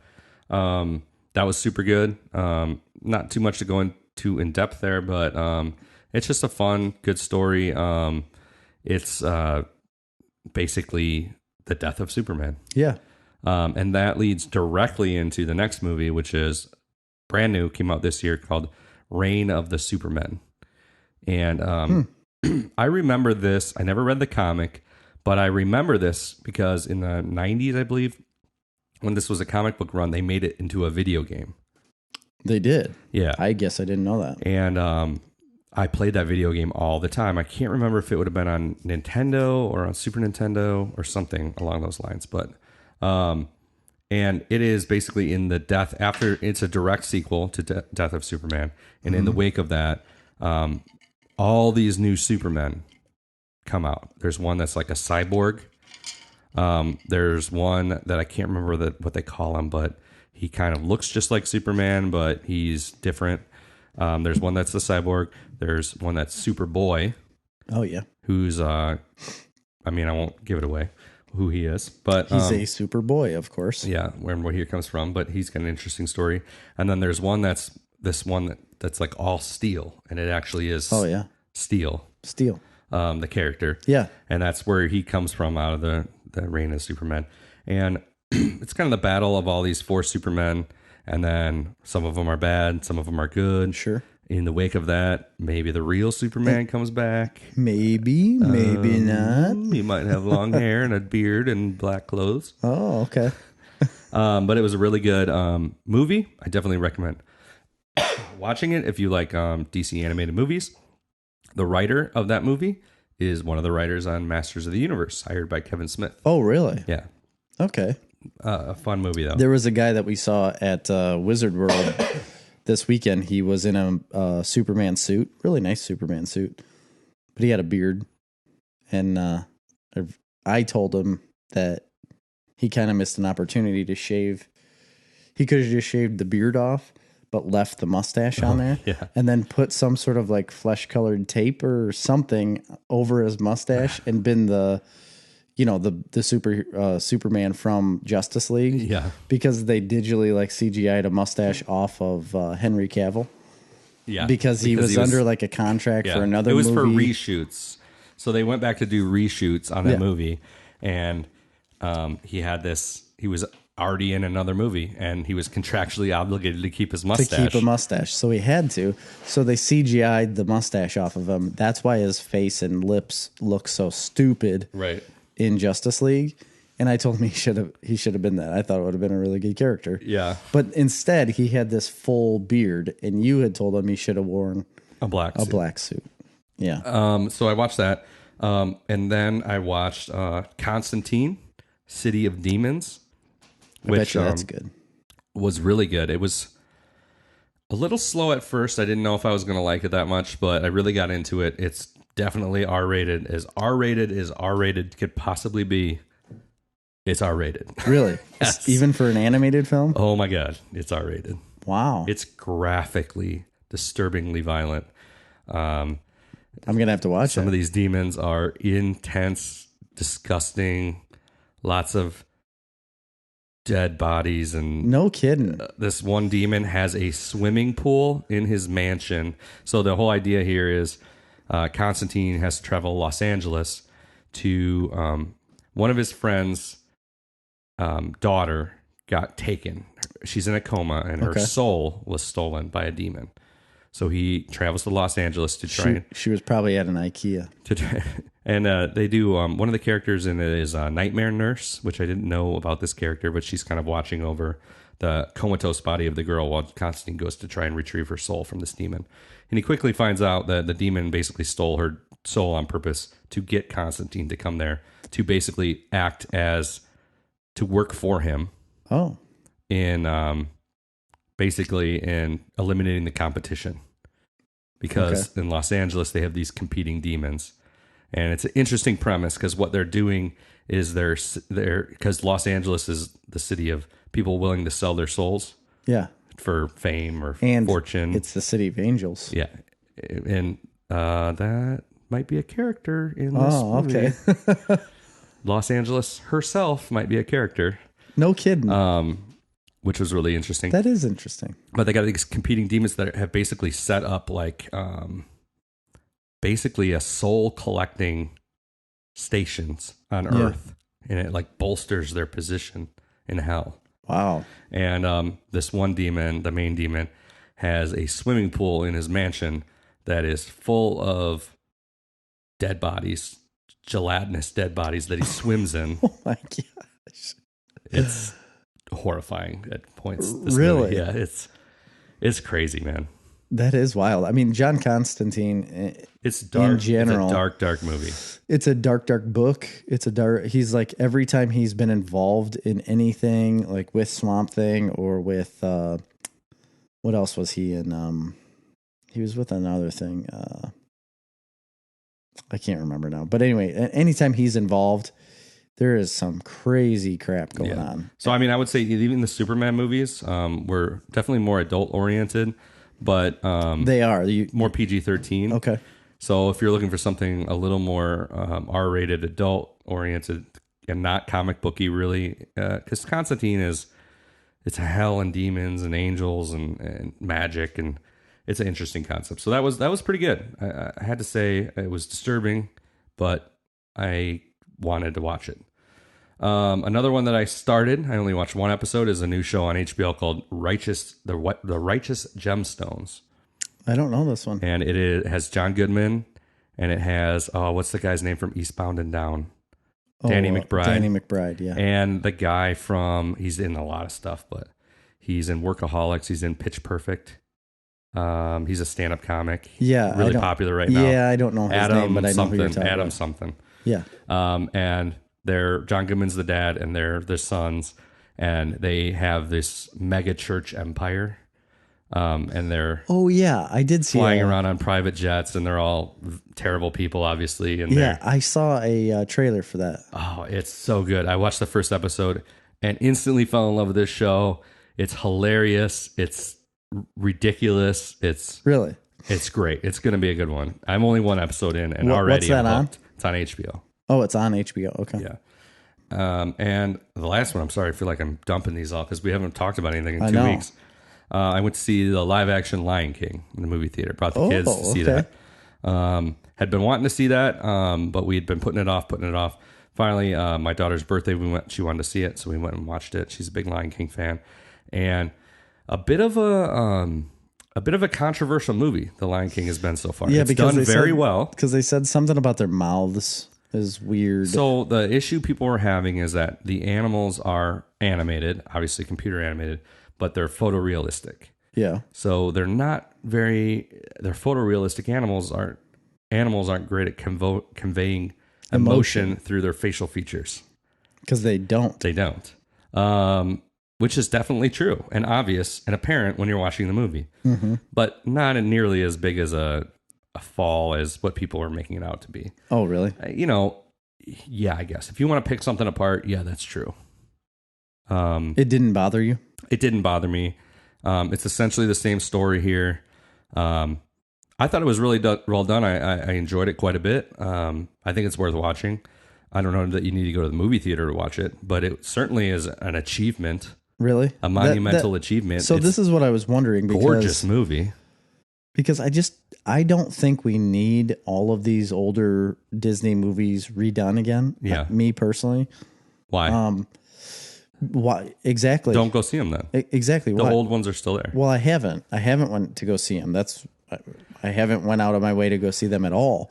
and I don't know why people are. I mean, I'm in the bag for all of them. I thought the Jungle Book was not great. No, it was not good. I did see that. The Lion King I thought was pretty good. Not nearly as good as the animated movie. Aladdin I heard was spectacular. See, and I heard people that didn't like it. Well, in any case, let me go back on. I mean, I see what you're saying, but my point to it is, why not? Because it's unnecessary. Make new content. I want new things. I don't want the same thing done over and over again. They're making new content, and they can do this. They can do all of it. There's an audience for it. I'm part of that audience. I'm in for it. I'll take it. I don't. The Beauty and the Beast movie was really good. But then again, I take that back because the live action Mulan that's coming out. Oh my God, it looks amazing. Really They good. showed the trailer for that, and it looks. And first of all, the animated Mulan was never one of my favorites. I love it. I liked it. I never saw it until a couple of years ago. First off, Oh, really? never saw it as. It was a little too old when it came out. I agree. I never saw it as a kid, and I've watched it probably 15 times in the last 5 years. Yeah. And it's a good movie, but the I live like action one, it looks like it's on a whole nother level. it does. And I do It really gives enjoy you more the of movie. what you want out of Yes. that animated movie. Yes, I agree. The Lion King, on the other hand, is pretty much the same movie. There's a couple things. First of all, I don't know why you wouldn't probably just go get all the original voice actors. Right. They got James Earl Jones to do Mufasa. You have to. Which is great. I don't remember who did young Simba. That was fine. The adult Simba was Donald Glover. So that was one thing I liked. Okay. Even though they didn't get the original voice actors, totally fine because the voice actors they got were phenomenal. Oh, really? And that was a highlight, I think, of the movie. Donald Glover, Simba was great. But I know they didn't get Jeremy Irons for That was one big Scar. mistake. And Scar, you kind of need. They needed to get him, and I don't know why they didn't. And that was the biggest complaint I had about this movie. Is one of the best songs in The Lion King is "Be Prepared," Yes. and they didn't do it. They didn't do the song? They did it, but they did it as like a spoken word poem. It was like slam poetry. Nope.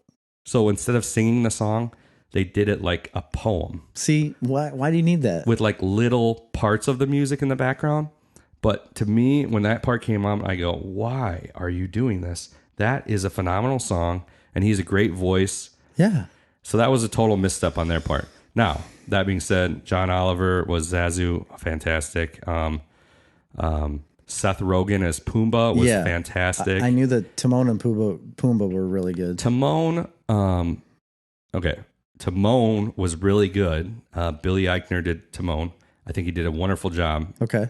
However, that's another one where you got to go get Nathan Lane. Yeah, you really do. I mean, but Seth Rogen blew it out of the park with Pumbaa. He's kind of similar to Pumbaa, like the voice that was Pumbaa. Yeah.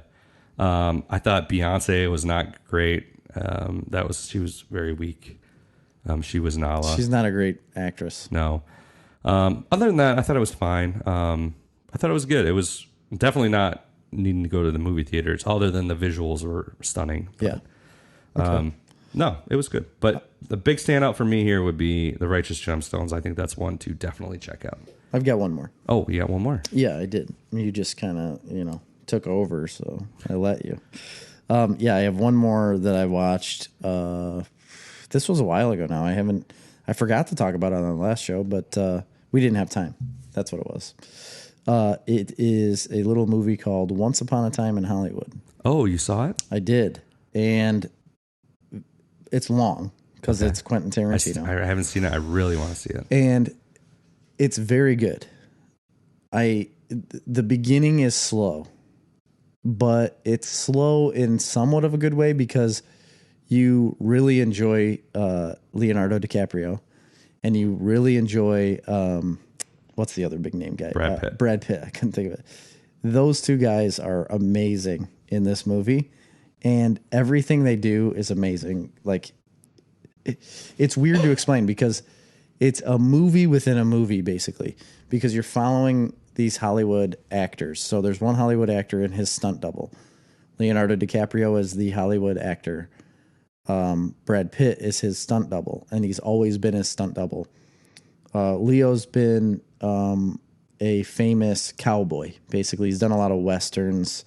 He's always been in the western circuit and done all these things. And then Brad Pitt's always been his stunt double and has always done a lot of different things with him.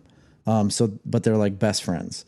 Well, Leo loses his license. I can't remember what his character's name is, but he loses his license because he likes to drink. And so his stunt double, Brad Pitt, just drives him around everywhere, drives him to set, and then takes him home after work.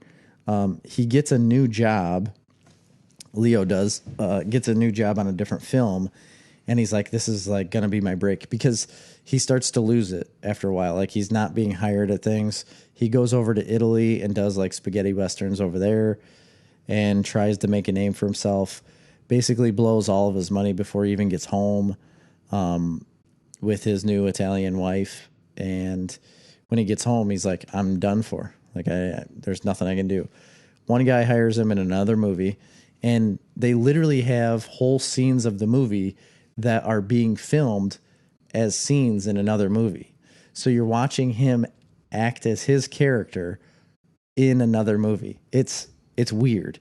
And I didn't really think about it until after the movie was over. I was like, you're getting like multiple movies in one, because you're watching them act stuff that they're doing for the movie in the movie. It's so weird. And it's a really good scene that finally Leo like does for this movie, and he like nails it. He like finally nails it, because he screwed up a couple times and he finally nailed it. And it's really fun to watch him do that scene in it, because he's like this bad guy. He's like a bad guy cowboy, I guess. And it was really fun to watch the intensity in that one scene. It reminded me of him as his bad guy in Django Unchained.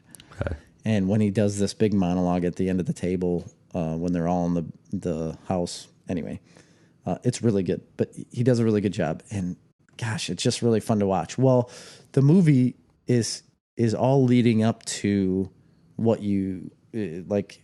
Gosh, I don't want to spoil it. Yeah, don't spoil it. It's all leading up to a certain point, and the ending of this movie like just blew me away, because it's, like I said, it's long. It's a 3-hour movie, right? But at the end, you're like, holy shit, this is Quentin Tarantino right here. God. Like, this ending is picturesque Quentin Tarantino. Would I call it like his best movie? No, I wouldn't. Would I call it like a good farewell for him? Because apparently he's like retired, right? What would you call his best movie? To me, his best movie, probably either Inglourious Bastards or Django. Okay. I know you can get like older movies, like everyone wants to say Pulp Fiction. I don't think that's his best movie. My favorite movie of his is, I believe, From Dusk Till Dawn. Jackie Brown. Jackie Brown? That's a good one. Yeah. That is a really good movie. But Inglourious Bastards is up there. I like Django though. I really like Django. That would not even rate nearly even in the top 5. Really? No. Racist. So what? Yes. I got to say it once. Yeah, so it's a good send off, especially his love of Hollywood. Yeah. And then you could definitely tell. Because like Sharon Tate is a character in here. And like the Mansons. This is my big gripe about the movie, is that I don't feel like I can't remember her name now either. Man, I never remember anybody's name. She was Harley Quinn. Margot Robbie. Margot, is it Robbie? Robbie, whatever. She's Sharon Tate, and she's got like 2 lines. She's in the movie a lot. She just never speaks. She's always like bobbing her head around and trying to be pretty. It was annoying to me. I don't know if like it was, obviously it was meant to be that way, because that's the way she did it, but I don't know. It was she was a strange character. I think she was meant to be strange. Yeah, well, I think she was strange. Was she? In real life? I think so. Oh, I didn't know that. I don't know. I don't really know the backstory. I know it's based on like Charles Manson and stuff like that, but I don't really know the details of that. It's definitely worth the watch. I'm glad I saw it. It's long. You gotta watch it. I don't know. Did It's you a see Quentin Harley Tarantino Quinn movie. Smith in it? Yeah. Oh yeah. She's in a lot? No, not a ton, but you will easily see her. She has like 2 lines. Okay. Is she good? I mean, No. no, she's not bad. The role She's like almost an extra. Anybody could have done it. Yeah. She is basically an extra. But she does have, I think she says a few words in the show, and it's not much. She doesn't say much. But she's like one of the Manson family people. Oh, okay. Like one of the, like how he had a camp. Yeah. Like a horse camp or something, or ranch. And she's one of the ranch people that are basically brainwashed and just up there. And she's one of those people, and she just seems strange, weird. She got dark hair, says a couple words, and just kind of walks around. Well, Nothing big. I need to check it out before it gets out of theaters. You do. I don't know when that would be. You need to go see it tomorrow. Oh, speaking of things that are going on, this comes out tomorrow. So Sunday, Snarf Talk Road Trip. Snarf Talk Road Trip, Bristol Renaissance Fair. Be there or die. And we may have a couple spots, vacancies in our van. Do we? Or we may not. And if we don't, you're going to have to provide your own transportation. Yeah, I don't think we do. At the moment, we have 8 people. But yeah, so we are going to the Bristol Renaissance Fair for a day of delighting. Yeah, fairing. Yeah, fairing. Bristoling. Probably going to some tobacco shops. Probably drinking. Pipe. That pipe store. I haven't been back to that pipe store in a long time. Probably drinking some mead. They do have mead up there some and regular fighting, beer. Eating some turkey legs. Yeah. It's a good time, man. It is such a good time. And I don't know if you've seen the weather forecast, but it's supposed to be like 75 degrees. Is it? All day. I didn't. I meant to look at it. It's going to be beautiful. Good. Because the last time we went was pretty hot. Yeah. It's going to be super nice. It's going to be fun. I'm super excited about some of our listeners coming with us because they get to experience for the first time what we love. Yeah. Everything we love, you get to experience. The only thing I'm a little bit concerned about is everyone fitting in the van. I thought you said it fit everybody. I mean, it fits 8 people, but you people are large. Like everyone's so much taller than me. Yeah. I don't know how everyone's leg room's going to be. Well, but whatever. I guess you can drive and I can always sit in the back because I figured the 2 largest people would sit in the 2 front seats. Well, whatever. We'll figure it out. Yeah. Well, yeah. Figure it out then. You can take 2 vehicles. We'll figure it out. Whatever you want to do. Whatever we need to do. We'll make it happen. We decided not to go the bus route because it was stressing me out, man. Yeah, it was a hassle, I guess. I don't know. I had nothing to do with it. No, I don't know. I just, it's expensive. Yeah, it is. You got to have 14 people. Yeah. In order to make it like. Which at one time we did, but people are dropping out. Like flies, like dead flies. And they're also dead to me. Oh, well, there you go. Our Snarf, what did we call it? Snarf Madness champion. Oh yeah, is Alex? Dead. He's dead. Do you know? Was talking a big game going on the Snarf Truck road trip. He was backed out at the last minute. Even on this podcast, sitting dead right over here to me, Alex. Right here, look over there. Right there. He was there. He was sitting there. Now You're pointing in a different direction than me. Well, on screen I am, but it's still the same direction. Cameras are backwards. It's difficult. Yeah, that's true. I don't get cameras. Well, I think we've reached the end of our journey here. We are at the end of our journey for episode 39 of Snarf Talk. Thank you for listening. I apologize that we were one day behind. Oh, by the way, guys, keep this in mind. I don't know exactly when it's going to happen, but we are going to switch the day we release. So we usually release on Thursdays. Yeah. We're either going to release on Fridays or Tuesdays. We're not sure yet. So either you're going to get your next episode next Friday, or it could be the following Tuesday, which would actually be a little more than a week. But yeah, well, I think at this point, since we're already doing it on a Friday this week, we could just keep it the same for next week and do it on a Friday. Because I think we'll be able to record like 9 times in between here and Friday, you know? All right. You think? Yeah. Why not? Well, I'm going to hold you accountable. Snarf Talk, road trip and everything, and Labor Day weekend. We're going to record the entire way up there. I think we should do some video. Oh, well, yes, we I absolutely didn't even will. think about it. We'll do. How did you not think of that? We'll do a YouTube video of the Snarf Talk road trip. Yeah, it's going to happen. Guys, we're going to be YouTube sensations. After like tomorrow or Saturday, Yeah. something. Whenever you put out our first video, we're basically going to hit it big. Yeah. We will. Perfect. Yeah. All right, guys. All right. See ya. I'm Jerry. I'm Chris. Peace.